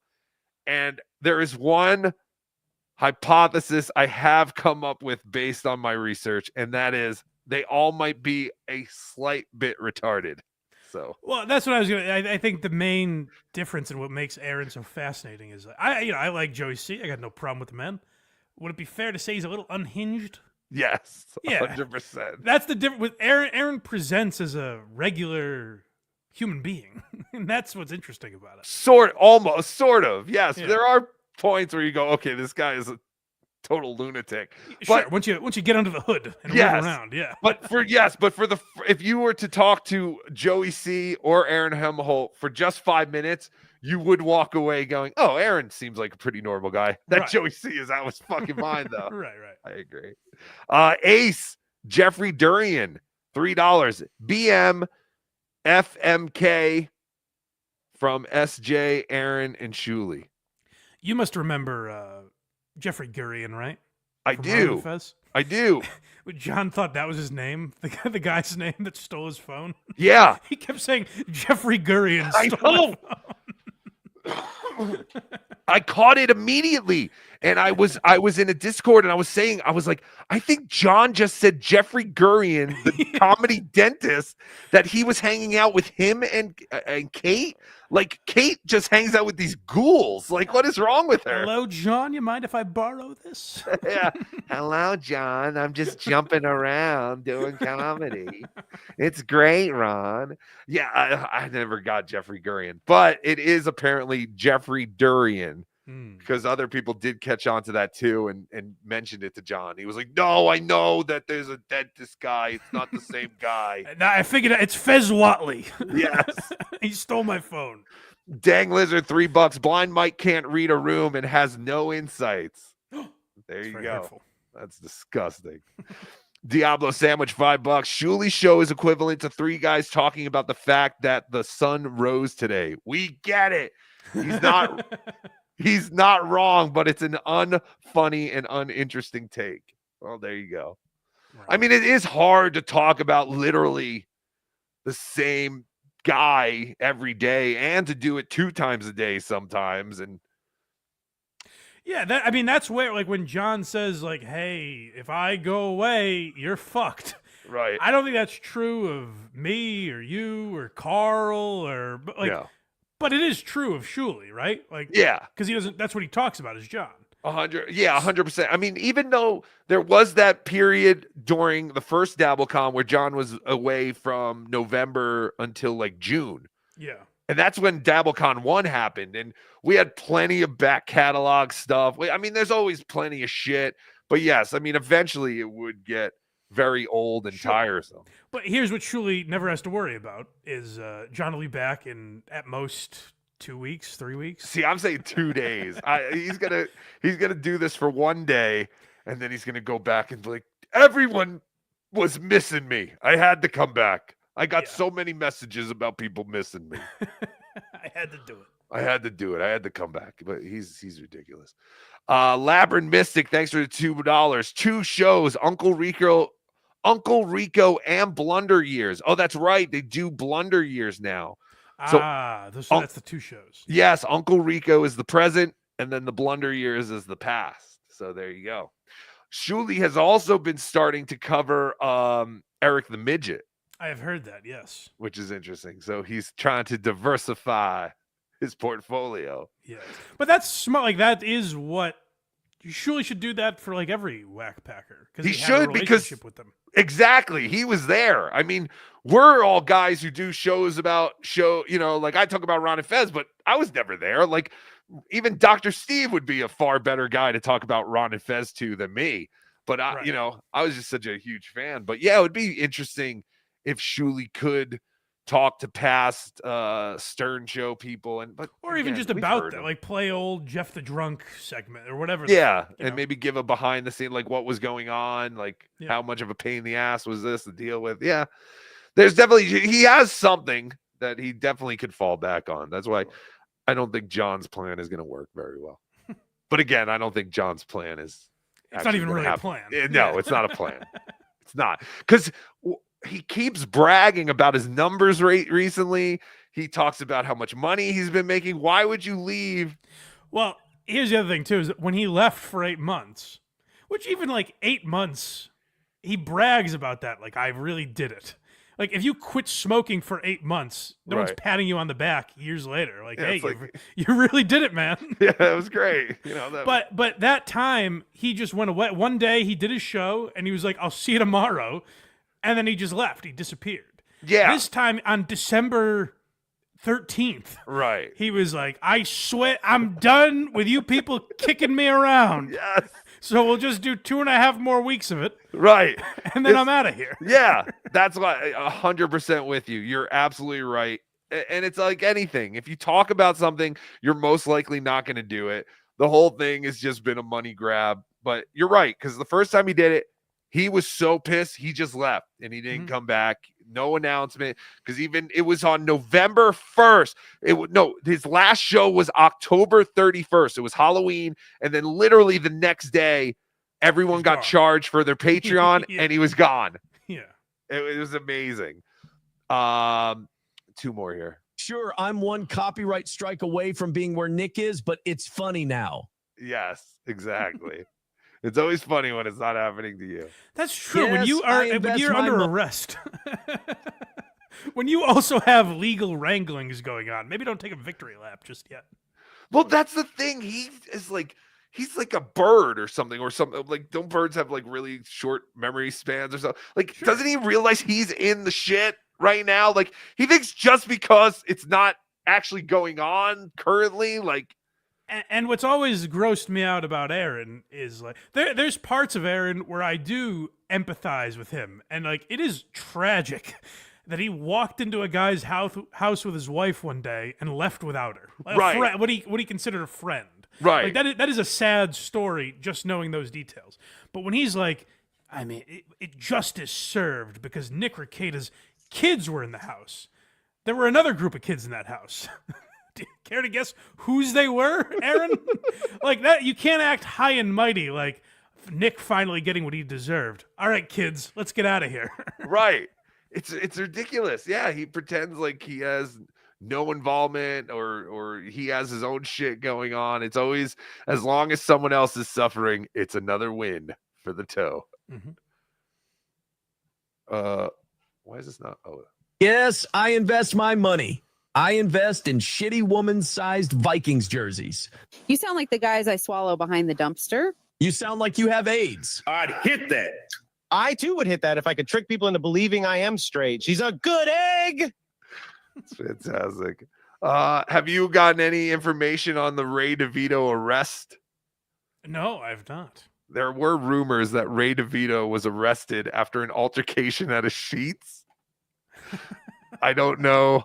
That's just hearing that. I'm assuming it's made up because of Ray's pink sheets. Yes. It feels too perfect. Interesting. I didn't even put that together. You're right. But who knows? Who knows? Ace, again, Jeffrey Durian. We don't know if this is the real. Oh, I think it is actually. Because they were calling him Ace. $5. After threatening and doxing me, we became friends. Move over, Dirty Deeds. He is actually leaving, at least for a while. Wow. So Ace is saying he has some inside information that John is leaving. I've also heard that John is trying to get a full-time teaching job, and that this might be a way for him to, I guess, not How's he gonna risk do that. after Cardiff got him fired? I don't know. I don't know. Everything is so stupid.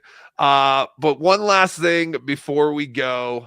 I wanted to play something from John's show yesterday because he basically has put out a challenge to me, and I would like to respond to this challenge. So this is from John's show yesterday, which I recommend if you can see it. Yes, if you could see John's show yesterday, definitely go and watch, because John just gets progressively more wasted as the show goes on. I think he did about 3 hours or something. He did, yeah. But here we go. This is John.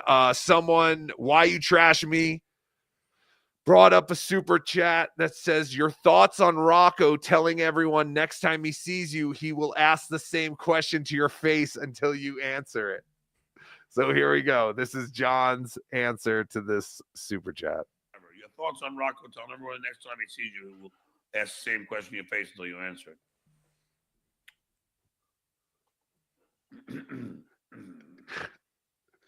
Rocco Burrow. Yes. Colorado Springs Anaconda. Yes, father of Greta Melendez.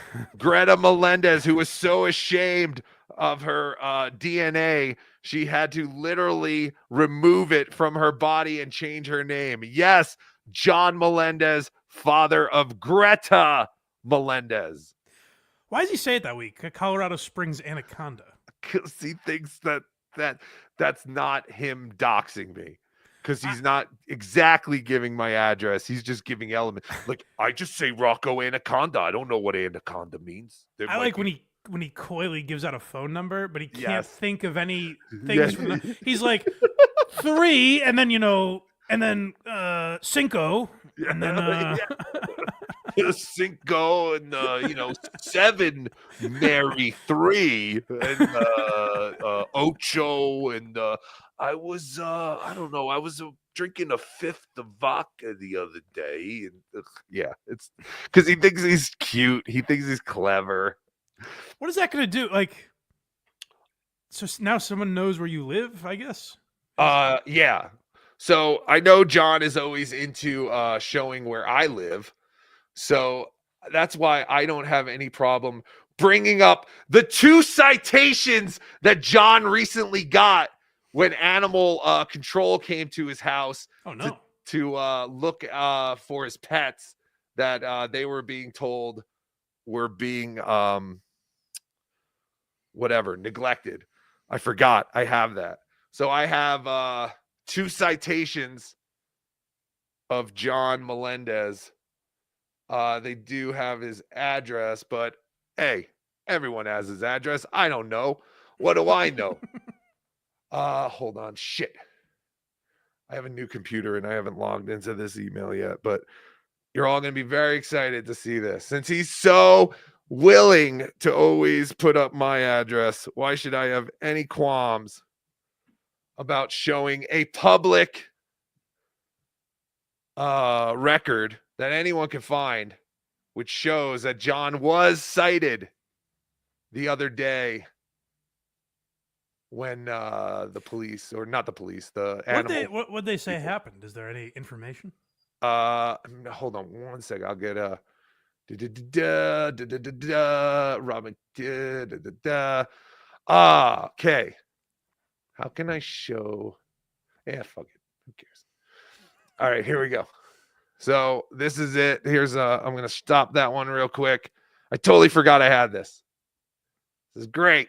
All right, here we go. So this is public access, public information. Our records indicate that you currently owe $195 under Florida statute. Animals license requirements for dogs, cats, and ferrets. Payment must be received by 127.25 to avoid additional fees. He got 2 of these.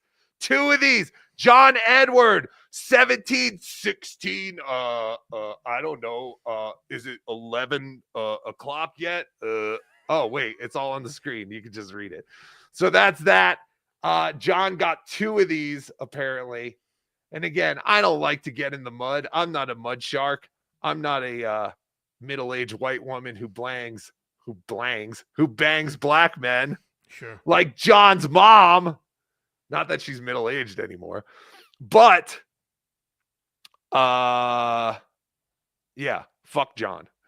Fuck John, because he always says my address and he thinks he's so cute. That's public information. That's public record. Anyone could get it. So fuck you, John. And there you go. He did it to me where he was like Geary. Yeah. And I was like, first of all, I think if you search Blind Mike, probably the 4th or 5th result is my Instagram. 100%. Where my name is in it. Like, Blind Mike Geary is my Instagram handle. So, but I always thought, like, what does he think is going to happen? Like, someone's like, oh, finally, I've got his last name. Now I can show up and beat him up at his front door. Yes. Come to my house. I will show you my gun collection. I'll give you a personal, up close tour of my guns. All right. So now that we got that, yes, John got 2 $195 summonses for not having licenses for his cats. Okay. So here we go. Here is the challenge presented by this drunken idiot. Oh, wait, hold on. I got to share it here. God, there's so many fucking things. This is ridiculous, Mike. So many things you got to click just to get to a drunken idiot. You got a lot of balls in the air. There are a lot of balls in the air. Son Rocco, tell everyone next time he sees you, he will ask the same question in your face until you answer it.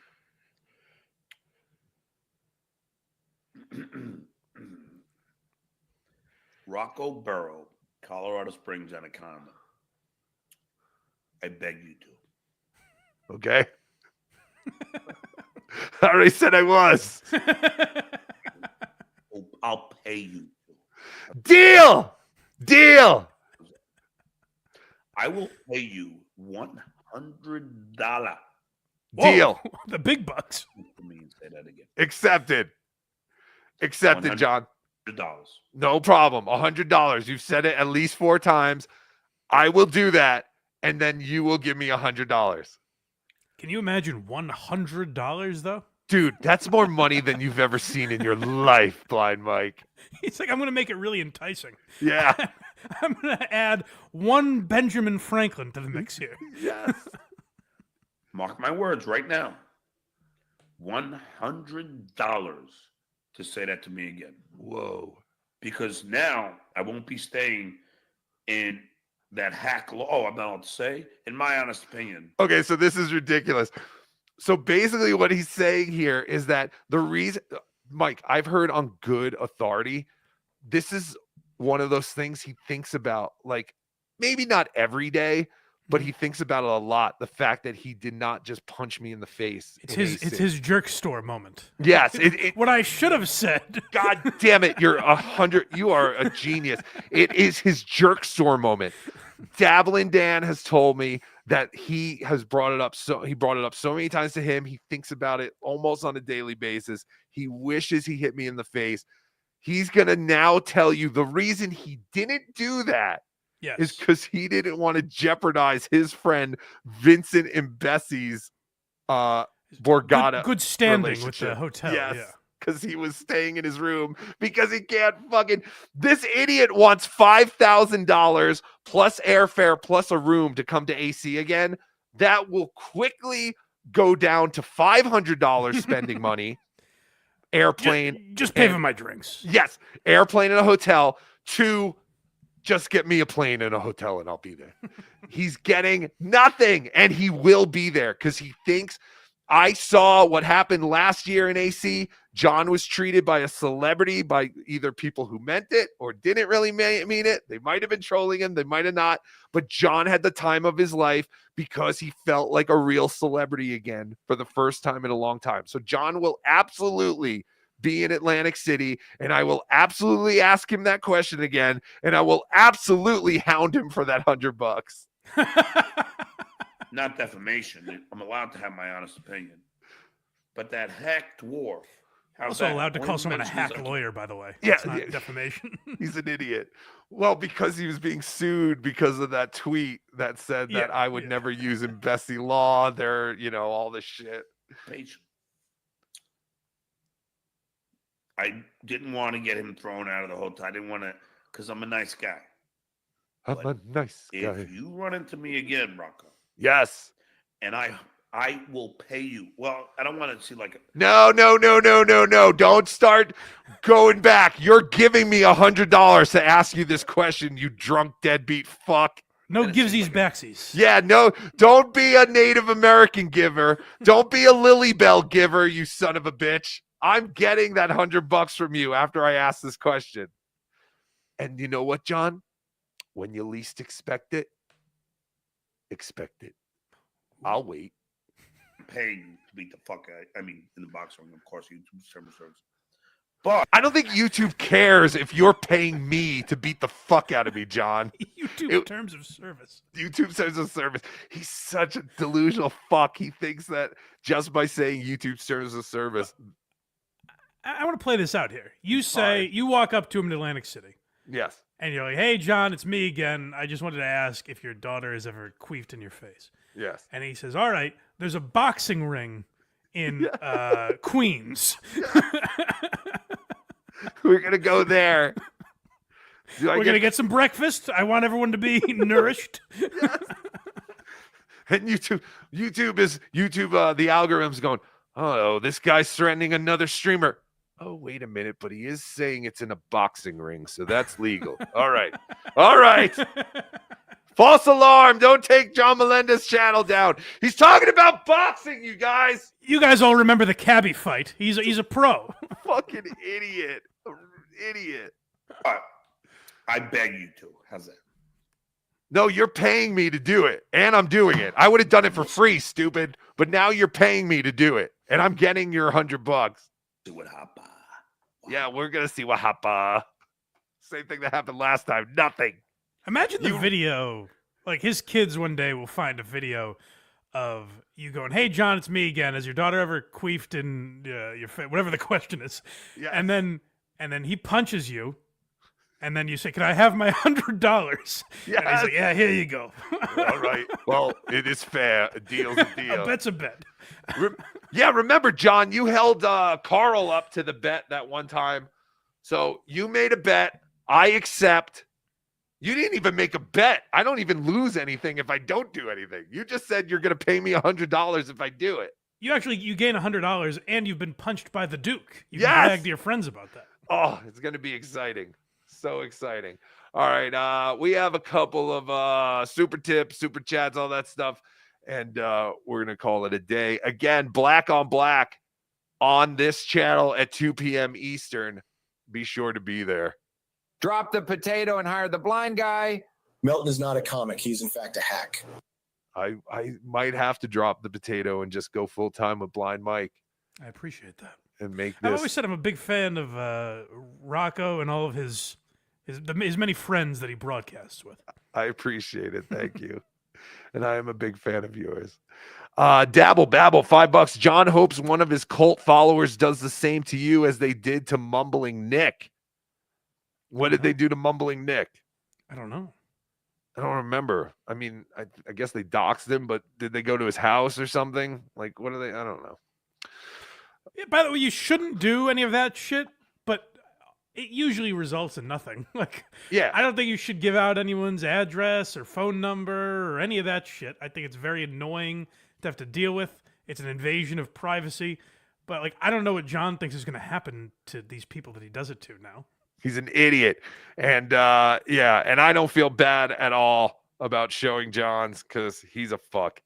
And he mentions my street name. He mentions my city all the time. I know where you live now. Just Yeah, so you know. so it's fine.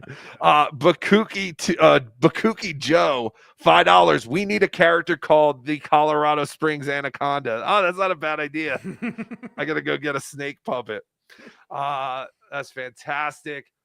Mike, I have to search for member chats and all that kind of crap. I don't know if you want to hang out or you can give your plugs and bounce. It's totally up to you. I can hang for the little bit. Yeah.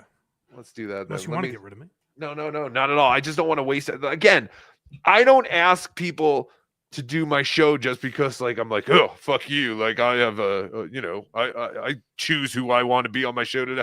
I never think of anyone, and I also don't want to bother people and be like, hey, you want to do a show like early in the morning on a Saturday? So, I'm the same where I'm like, am I guilting him into having me on by asking no, him? no. That's why I tell people all the time. I'm like, if you want to do my show, just please tell me because I don't think about that kind of stuff. Let's see. Bones up, everyone. Happy New Year. Do I do that? I think I did that one. Thank you very much, Jack the Tripper. Bones up, everyone, and Happy New Year. Martin Gum, member for 4 months. What's the least awkward way to say hello in AC? Not at all. Just come up and say, Tuque or Rocco, El Horrible. What's up, dude? And where is he? Yes. And I will say hello back to you and we will talk. And then eventually we'll have nothing to say to each other and we'll kind of awkwardly walk away from one of us will awkwardly walk away from the other one. But yes, Martin, please come say hi. Of course, if this is anything like last year at AC, we'll mostly be hanging around the Circle Bar area. I think it was called like Bar K or Bar something like that, or B Bar, something like that. And if we're not there, we're going to be playing more poker this time. And we definitely want to get a table of just like our people, like a cash game of our people. So the more people we have, the merrier. Rochi gifted 1B Dabbler Network membership. Thank you, Rochi. I appreciate that very much so. Hunter Duke, member for 20 months. Johnny got his hat from a sad stripper. Like it, Dan. Johnny got his hat from a sad stripper. Like it, Dan. Yes. I bet he did. I agree with you. It's so hard. PAA podcast member for 4 months. See you at Hackamania 2. Adrenaline Mountain is gonna rule. Yes, it is. PAA podcast. You were at Hackamania 1. Very nice to meet you. You were also the guy who streamed when John was attempting to go. You were streaming from the hotel, right? Yeah, I remember you. He was streaming from the hotel when John said, or that was the hotel John was at, but then John was at Melton's or something, and then the hotel told him to stop streaming. I don't remember. Right. Yeah, yes. It was something like that. A01012, thank you for being a member for 1 month. I haven't acknowledged a birthday since I was 21. Yes! Even that's too old. Yeah, especially like for guys, it's not really a thing. Right. Like you can go out on your birthday and, Right.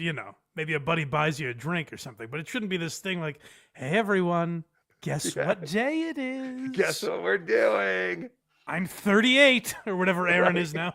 Right. Who gives a shit? It is amazing. It is incredibly amazing. Hold on 1 second. Let me get rid of that. All right. Thank you, A01012. Christine Knowlton's #1 fan. Christine Knowlton is great. I don't know Christine Knowlton. She's friends with Tom Myers. Okay. That crew of comedians. Okay. She makes some very hilarious, very sexual songs. Oh, we'll have to check it out. Well, thank you for Yes. being a member, Christine Knowlton's #1 fan. Brewster, member for 10 months. Johnny Crutches equals the Beggy Monster hiding plain sight. Oh, yeah, I couldn't believe you got the Beggy Monster puppet.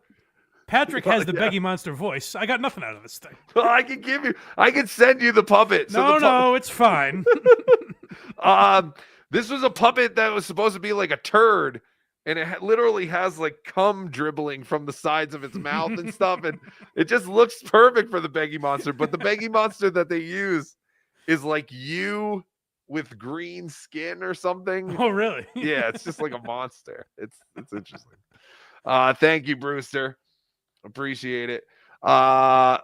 Lorkenzo, member for 9 months. Happy New Year. Can't wait to see you at Hackamania. Can't wait to see you. Hackamania 2, I guess, is well, we're just calling it Hackamania again. But it is May 9th to the 11th in Las Vegas. Get your tickets at hackamania.com.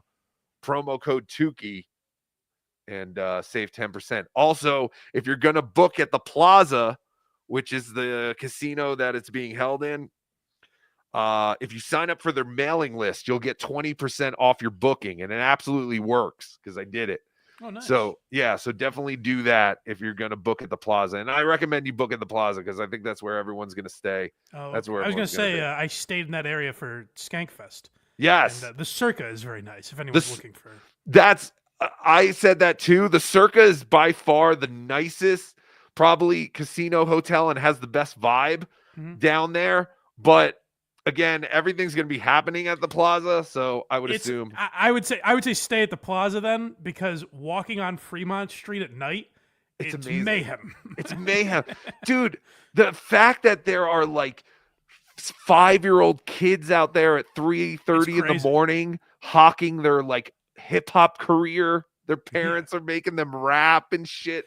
It's insane. It's like another planet. If you're into that vibe, I'm sure it's very cool. Like I think Skankfest there was a percentage of us there were a percentage of people that were like, I'm gonna party all night. This is awesome. Yeah. And then there were a percentage of us that were like, All right, everyone, hold hands. Let's just put our heads down and get back to the hotel.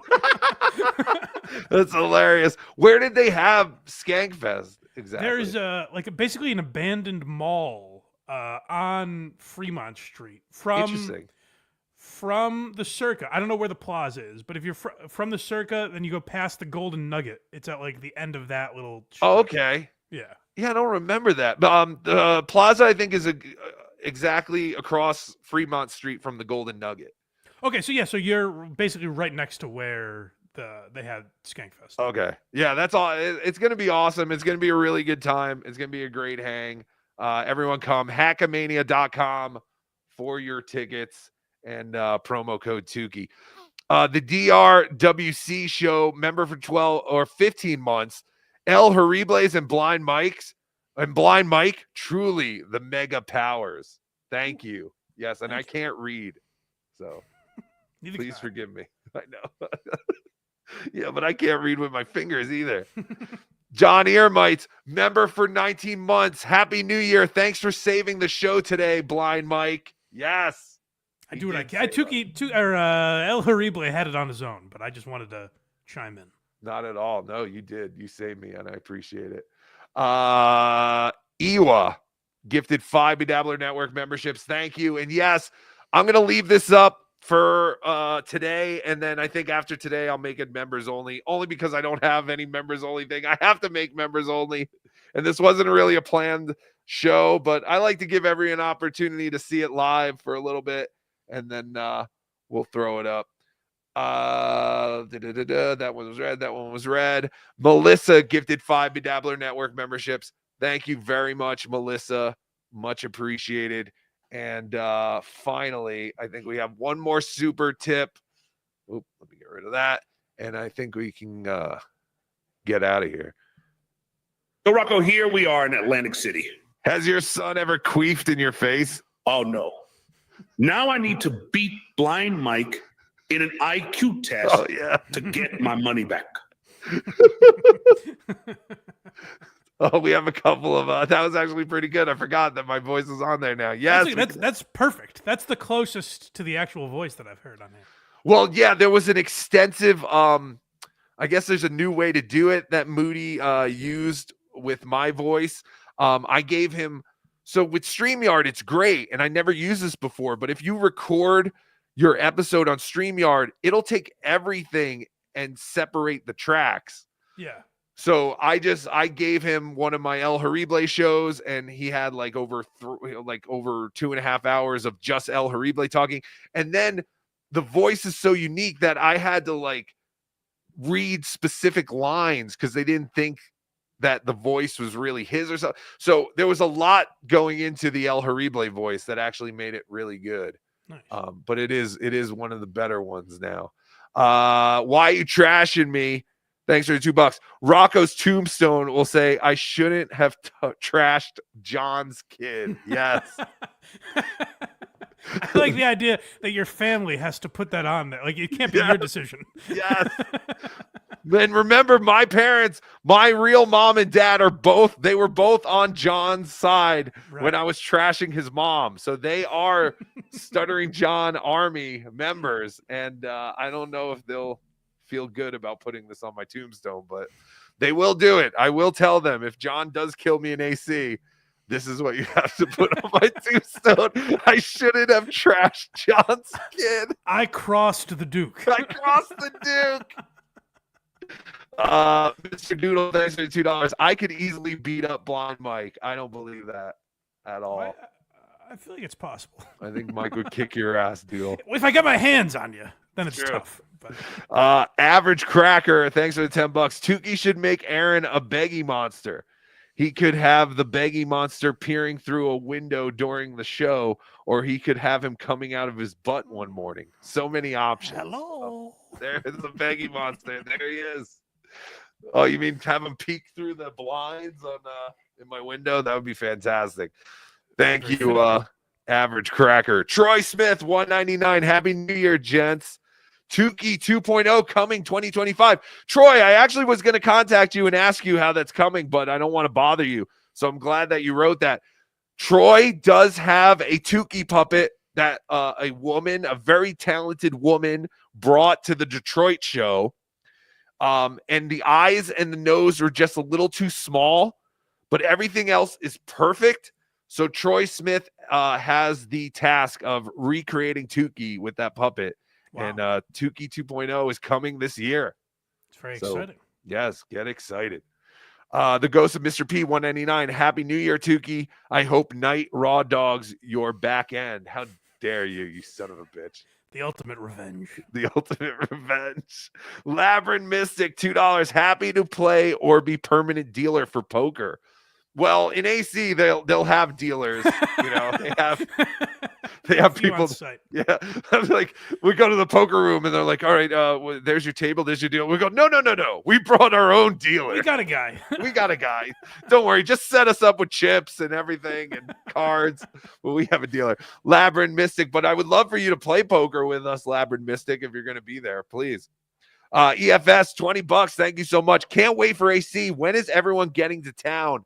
I'm getting there Thursday. I know that, and then I'm leaving Monday. I think most people will probably get there Friday and leave Monday. This is Super Bowl week? This is for Super Bowl, yes. Nice. You should come down. Well, again, there's no pressure. We're just hanging out. And the fact that now we have literally like recreated last year, because now Chad is going to give back to the fans once again and plan a show. What a guy. It's going to be amazing. It's going to be so much fun. I can't explain how much fun last year was. But if you have the means to come to the Borgata Super Bowl weekend in February, please, we invite you all. And thank you to my special guest, Blind Mike. Thank you for calling in and asking to be on. Because thank you, buddy. Yeah. No, please. I am disappointed I'm not on Tukey Soup more often. So anytime you guys want me, let me know. But 100%. Where can people find you? blindmike.net is where all my links are. The YouTube channel is Blind Mike Project. I do Why Are You Laughing, which is a history of comedy show. Tukey's been on that, so check that out. We talked about Ron and Fez a few episodes ago, so check that out. And Blind Mike Project we do every Sunday. Oh, and we may do an episode tomorrow. I was thinking if John is actually interesting today, like if there's anything worth talking about on his final show, yes, then I may do a show tomorrow to talk about that. So make sure you subscribe and tap that bell so you know when we go live. 100%. Yeah. Everyone, all eyes will be glued to John's final show. He's never coming back. This is it. He's never coming back. So be sure you're there for the last days of the Duke, the final days of the Duke. Thank you, everybody. Thank you for super chatting, for super tipping, all that stuff. Again, Black on Black will be live on this channel at 2 p.m. Eastern. Big Black and King of All Blacks. They'll take your calls. I don't know what else they're going to do. They just said, hey, we want to do a show on your channel, Black on Black. And I said, sure.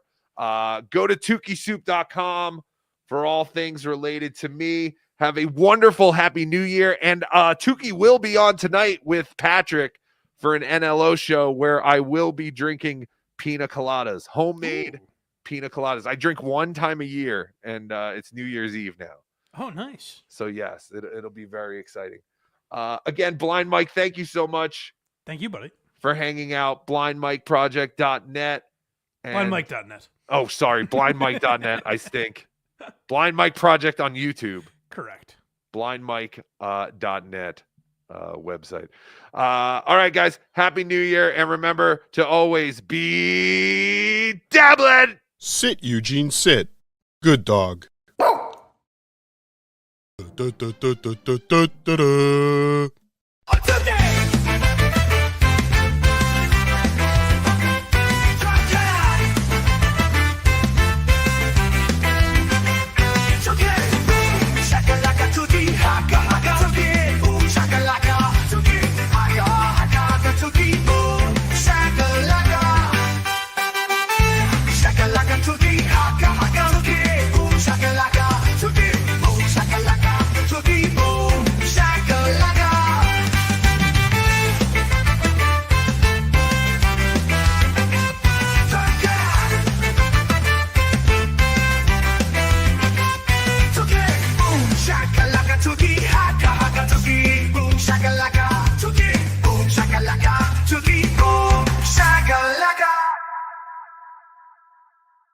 That's the end of my show. Donk.